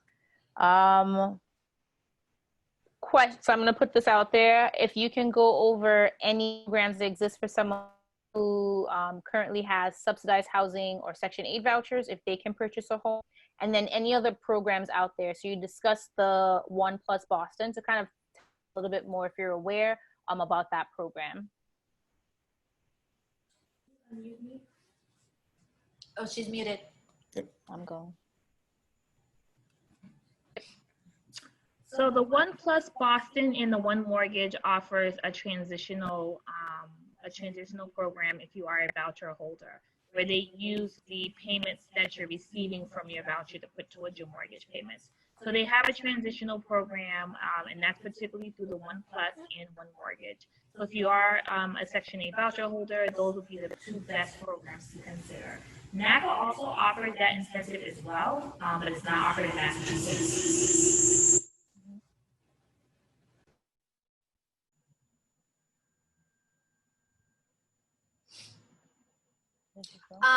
In addition to that, if you are following our Village Initiative on Facebook, you can scroll through to, I believe, last year in November, there was a representative from the bank that was going over step-by-step the Section 8 process to home ownership. And then there was also a home buyer that used the Section 8 certificate to purchase her home and how they are helping her to pay her mortgage. So Awesome. Maybe at the end of this, we can bubble that video back up to the top. Just follow our Village Initiative on Facebook, and you can see the topics on many of the previous Build Black Wealth series seminars. So we did go over that. Yep, I'll try to I made a note. So after this, if you guys did not register online, I'm requesting that you do that now so that we have your email address. We are going to send out a copy of this seminar now, and I will link the information for the November session where we had a member from BHA come in, we had a lender, and we had a home buyer kind of talk about the entire process of buying a home using that strategy. And I'll some other links for other seminars or sessions we've had in the past where we've gone over kind of the different loan products that are out there. I'll also send out FBU information so that people have that. Yes, I think that's about everything. Anything else? I'm a note of everything to include. We're going to send that email about next week. So please, if you have not registered, please register so we have your email address, and we will forward all of the information to you and start scheduling some consultations just to answer your questions. Let me see. Right, and you can register, you guys. You can go to eventbrite.com and put in Building Black Wealth, because we're the largest here, right? It's the top one that's going to come up, and then you'll be able to. Yes, we are. So you can smirk, right? We are. I mean, we deliver because you guys keep showing up every single month, dropping questions and supporting us, and so we want to make sure that we keep leveling up, right? And so because of the popularity, as soon as you put in that eventbrite.com and put in Building Black Wealth, boom, there we are, right there. So please make sure that you register. The next event also, I believe, Denise, you said was October 14th. Yes. As well, so pre-register for that. It's all about being proactive. That's how we stay in contact with you, and that we can also get the links for you to the Zoom, and also how you can pay it forward to other people, because we're big on paying it forward. You guys, just so you know, see, no one mentioned that Thumbprint is also another state. Why stay local when you can be national? Okay, so listen. So again, you just never know. So stay in contact, with us. And I'm also licensed in multiple states. We're bringing this all over. I mean, and if you're here from a different state, type in the chat box or on Facebook and tell us where you're from. Okay, just so we'll know who we're reaching. Okay, if you're not from Massachusetts, type in the chat box. Either on Zoom or Facebook, so we can have an idea of where we're reaching people. You probably should have said that earlier, but go ahead. And then let me see here. It's done, because I think we covered a lot of it just from talking. For HUD, so for FHA homes, when you refinance, are you allowed to charge tenants market? Wait, let me unmute you. Wait. So let me understand. When you refinance out of FHA, are you allowed to charge tenants market rent. Yep, but if you buy a home, can you charge tenants market rent? Let's just do that. Of course. The funny thing is, this is the funny thing, market rent in Boston is lower than government rent. Did everyone witness what just happened? Other way. Other way? The market rent in our surrounding areas is now lower than what the government's offering. Like, a lot of market renters are not coming to our 3 bedrooms saying, hey, I'm paying $2,800. It's not happening right now. I don't see no market renters coming in to our properties saying, hey, this is what we would pay. Oh, 4-bedroom, I'm paying 32. They're not doing that, right? And if you notice over the years, a shift, right? And this, again, you have to pay attention. Rates went down, inventory went down, but the government raised their rent. What, once a year now for the last 3 years? I don't know what's happening, but somewhere in Phil's Corner, you could get a 3 bedrooms or 28 right now. Unbelievable. I don't understand it at all, but of course you could. I'm charging 28 then. So yes. Sure. Yes, you can charge market. Yep. And you should. The stipulation there, or the difference would be if you have an affordable unit, then you have to charge whatever the affordable rate is, because they have covenants and restrictions, so they limit how much you can profit, so to speak. But if you buy a market rate unit, 3-family, single family, whatever, you can charge market rent. Okay. We did have a client who purchased a affordable 3-family in Dorchester. His income was good in terms of him being able to purchase that property. And what's great about it is the resale, so that you guys understand, it wasn't a brand new built 3-family affordable property. It was a resale. So the resale that he purchased, he's actually going to be getting enough rent, even with it being a subsidized rental unit. He's going to be making enough rent that he will not be paying a mortgage. His tenants will be paying that. So strategy is key. Don't buy a multifamily property and then go buy a yacht, okay? That's not what you want to do. Don't buy a affordable property and think that because the market is so low, you have to pick up multiple jobs. It's really, and what I do with sustainable financial planning, it's really how you spend your money can determine how you save your money.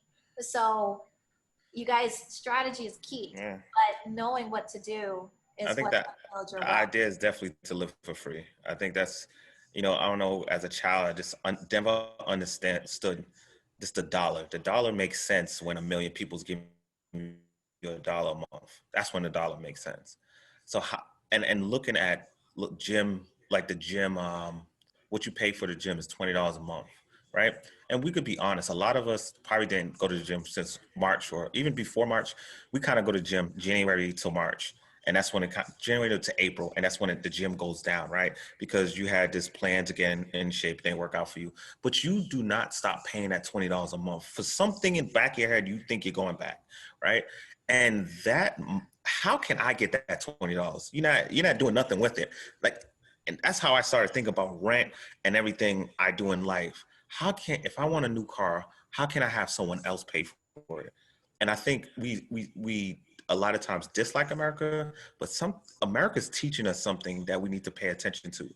When you put people in debt, and I'm not saying do this, but when you put people in debt, it's almost simple debt. When I say the gym, or paying your Spotify, or paying $1 for a Dropbox, or stuff like that, that all adds up, right? So how can you make, let's just say 1 million people give you $1 a year? How about that, a year? That's just a real small idea, right? But when we talk about rents and homes, if I want a certain lifestyle, I added that lifestyle up, and I know how much homes and rents I need to collect to live this certain lifestyle. And I think it's that simple. And why I love real estate with school, I think they taught us how to become the best employee the best Facts. employee ever. Like you Yeah. gonna be when you grow up, you're gonna be the best employee ever, right? And then that's from kindergarten to high school. And then after high school, now you have to pay me to become the best employee. Now I'm paying you to become the best employee. But now you get your certificate, and that paper, what does it really represent if you don't do nothing with it? It represents a receipt of how much you owe. Hey. Right? And it also represents what your company, your future company, or your future boss saying you're valued at. And I don't sit well with that. And real estate and owning your own company and doing your own thing, you determine your value. You're not going to give me my lifestyle and say, Alex, this is what you deserve. This is where your kids could go to school. This is how you're going to live. This is when you could go on vacation. That's not how we get down. As humans, I don't think that's supposed to be how we're supposed to live. And it just made our life so beautiful. My wife, if you go on her Facebook, she's dropping gems every week. Even some of my clients is checking me like, well, your wife said this. I get it. I understand.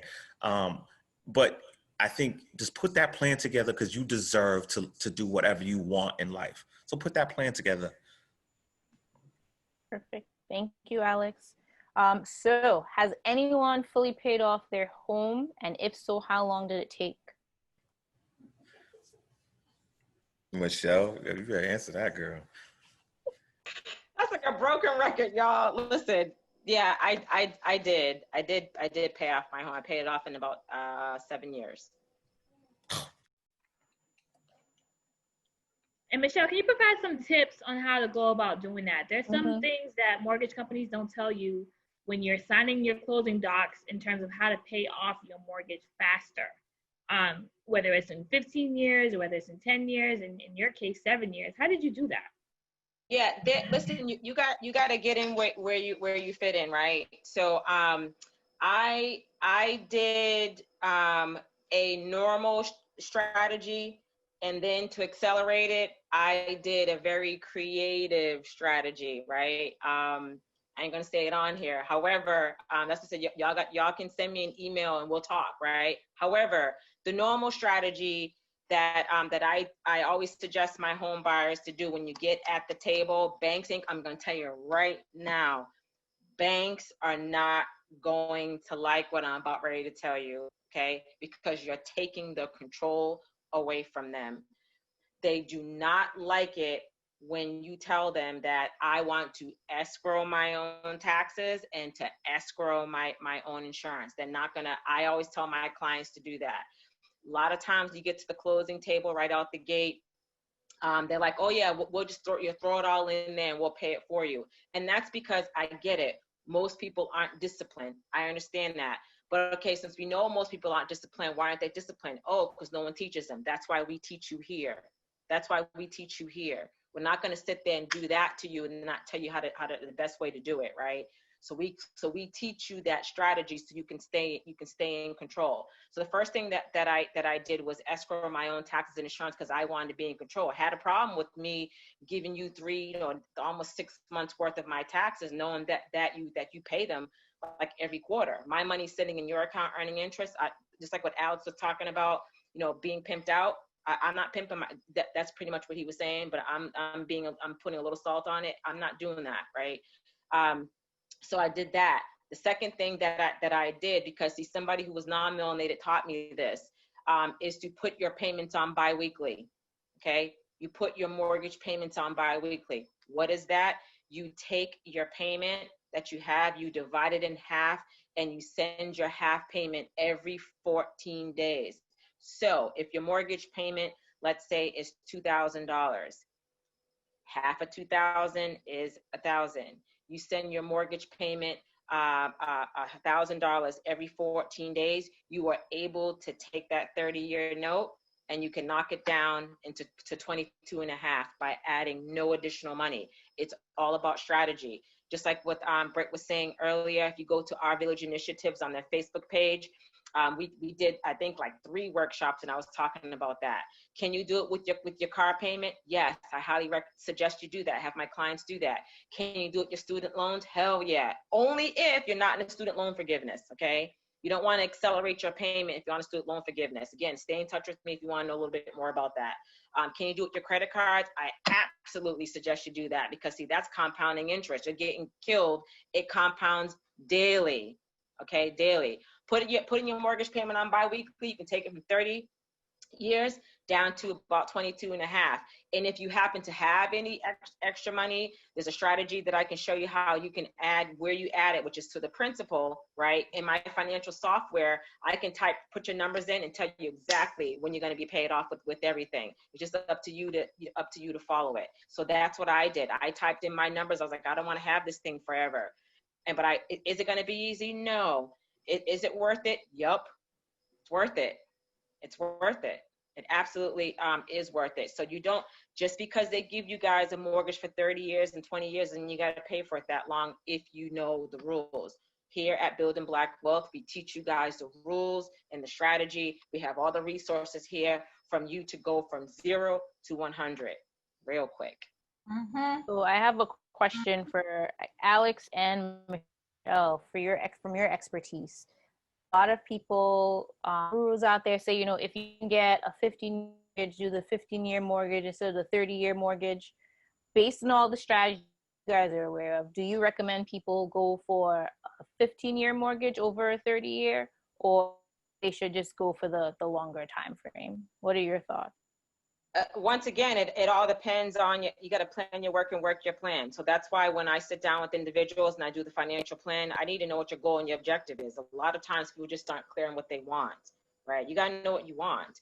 And also we got to look at your numbers. Can you afford to be able to, to pay that mortgage payment in 15 years? However, we can also ask, well, what do you got to do so you can afford it? So that's why Alex talked about those programs, right? So maybe, with your income, you're not able to afford the payment on a 15 year, but if you're changing your mindset, right? Changing your mindset, maybe you can't afford it, but if you change your mindset, your mind then figures out, how can I afford it? Then you get creative, and then you leverage your house, and then you have that extra money coming in. So now, not only can you get that 15-year mortgage, you put that sucker on biweekly and have whatever else you're using as leverage. You can pay that thing off, 7 years.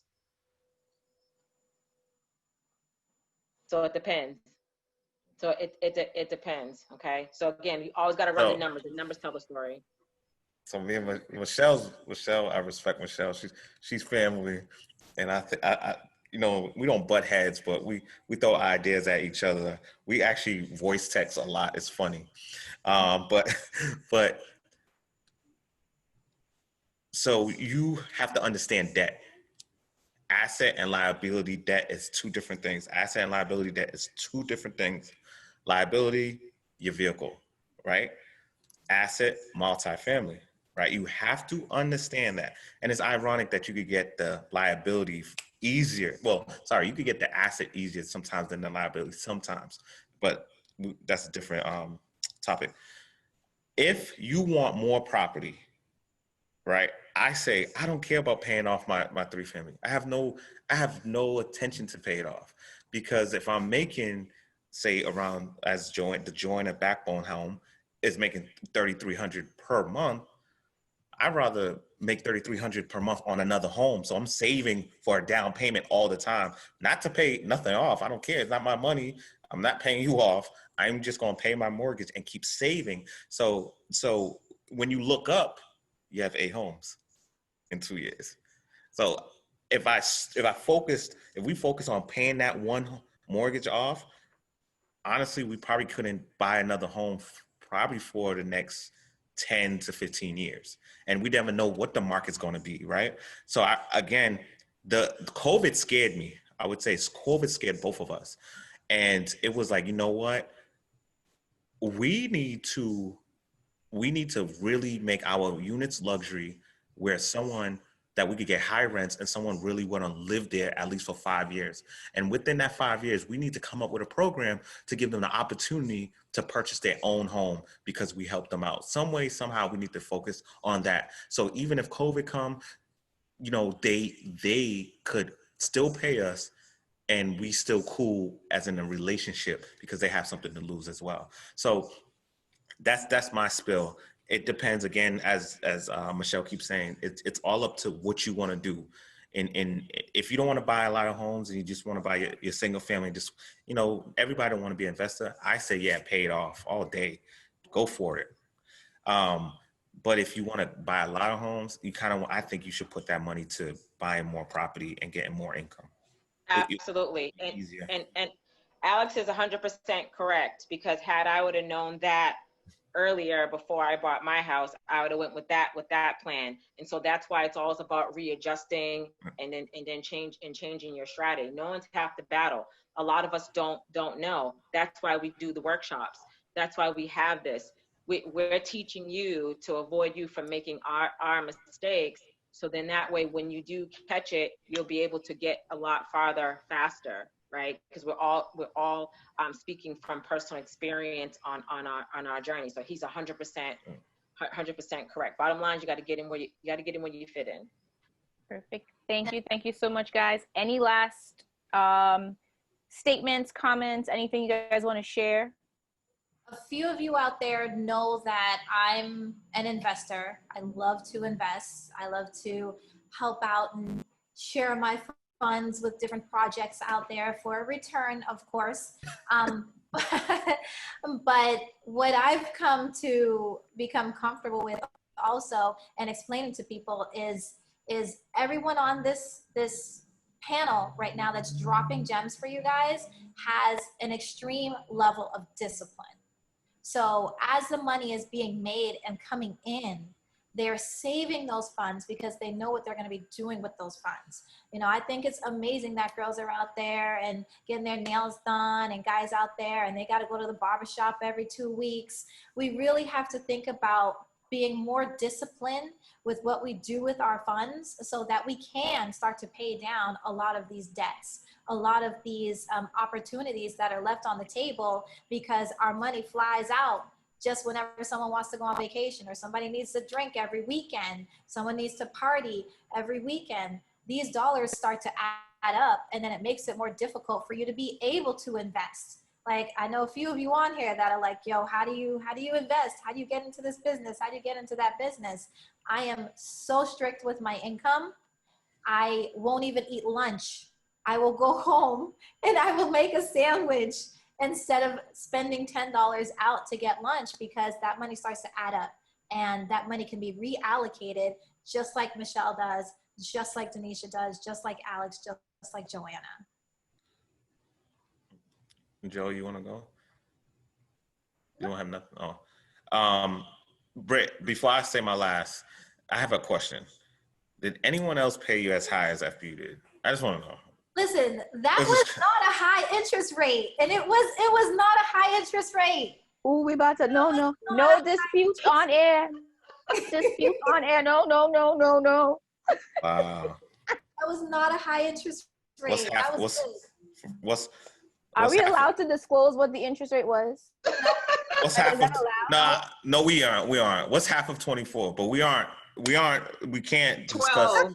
Oh, I didn't say it. But anyways, so don't know where they do that at. But anyway, I want to. It was quick and it was available when you needed it. And no, I appreciate you. I told you. But one, I want to say thank you to my wife. Like, she's amazing. She taught me it's very important who you love and who you start your family with. And the corporation we built and we building is amazing. There's a lot of sacrifice has to be made. Again, COVID, I was not home at all. My wife is holding our child, and she's about to be 4 months on the 17th.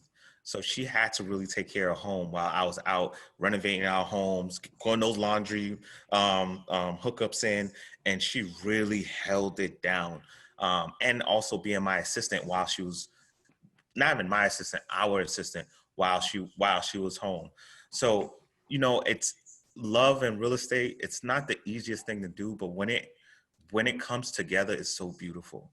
It is. I wish I could explain how it feels. But imagine going to your child's school anytime you want, or going to all the basketball games, or going to the field trips, or allowing your child to see the entire world, or getting up and going to in Western Mass and go hang out in the woods just because you have that time and you're making money. Where I grew up, we didn't have both. My mom didn't have time and money. You had to pick one, Alex. Do you want my time or do you want money? And she obviously put a roof over her head so we didn't see her. And every time I think about that, I say my mom worked so hard to keep a home, but never to be home. And I think at times we really have to let that sink in. We work so hard to say we have something that we can't appreciate, right? So, you know, I just think it's very important of who you love, who you lay down with,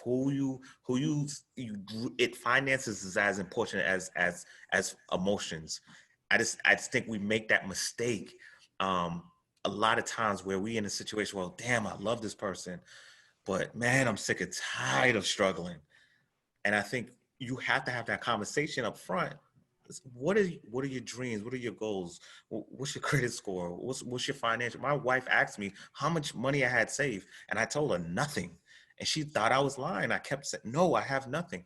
Then she told me how much she had saved. I was like, wait a minute, hold on. What? You know what? I need to match you. I'll be back. Remember this conversation?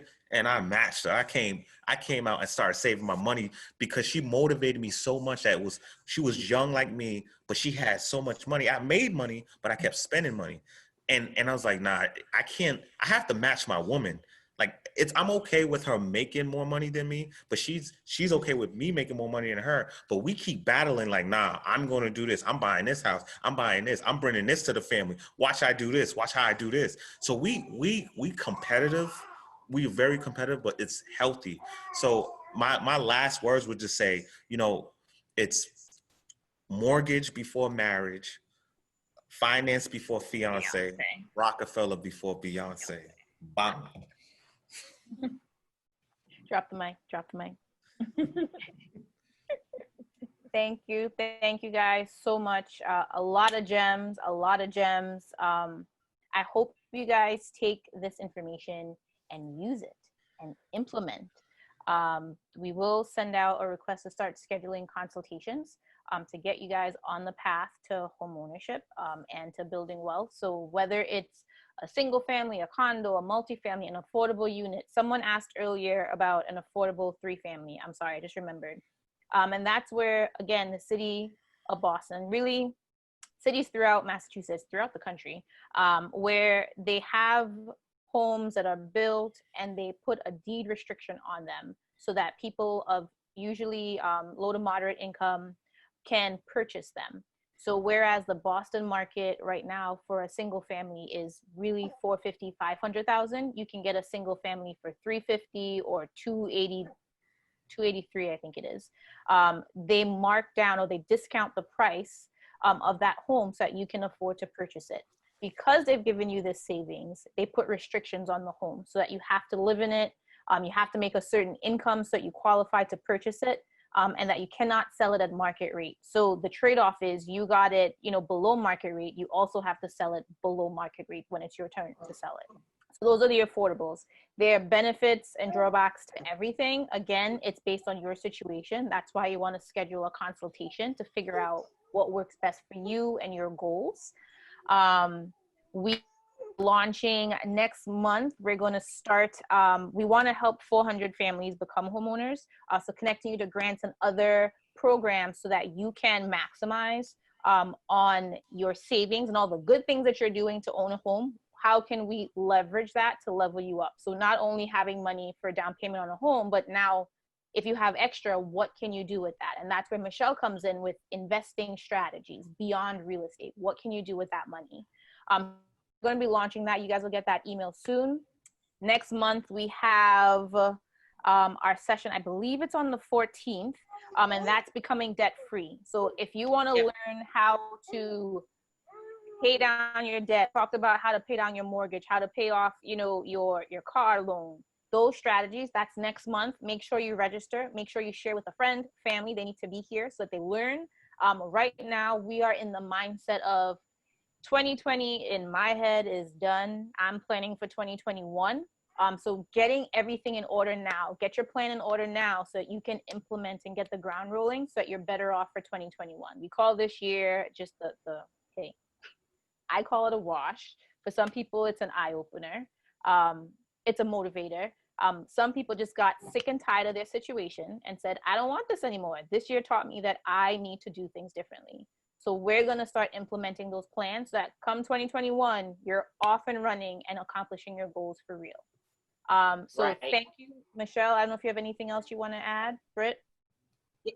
Yeah, so just really quick, you guys, again, we are nothing without your support.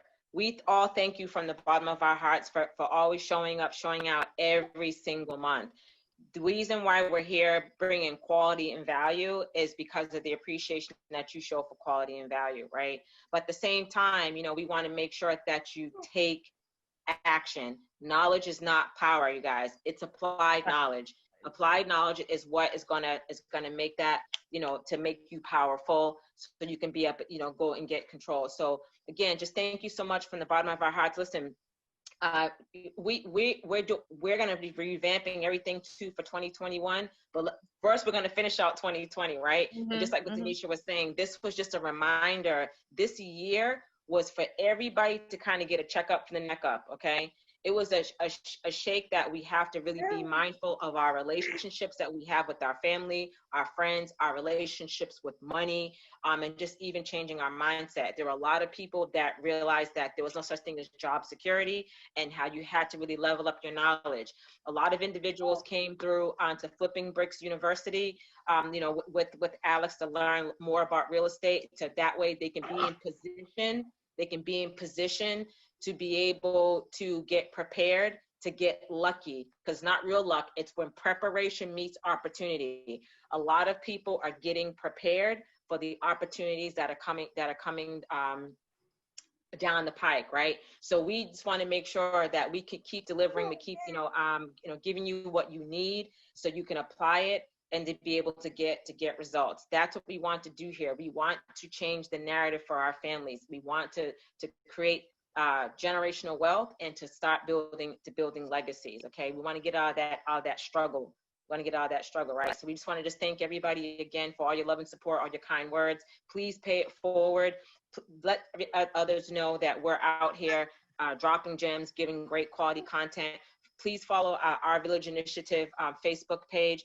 Definitely, again, all the emails and all the websites that we're going through Joanna, through Thumbprint Cares, through Alex, Denisha, and Britt, with Thumbprint Realty, Boss Lady News. If you want to reach out to Britt, we are all here. We don't believe in competing. We're all collaborating. This is a collective that we're doing here.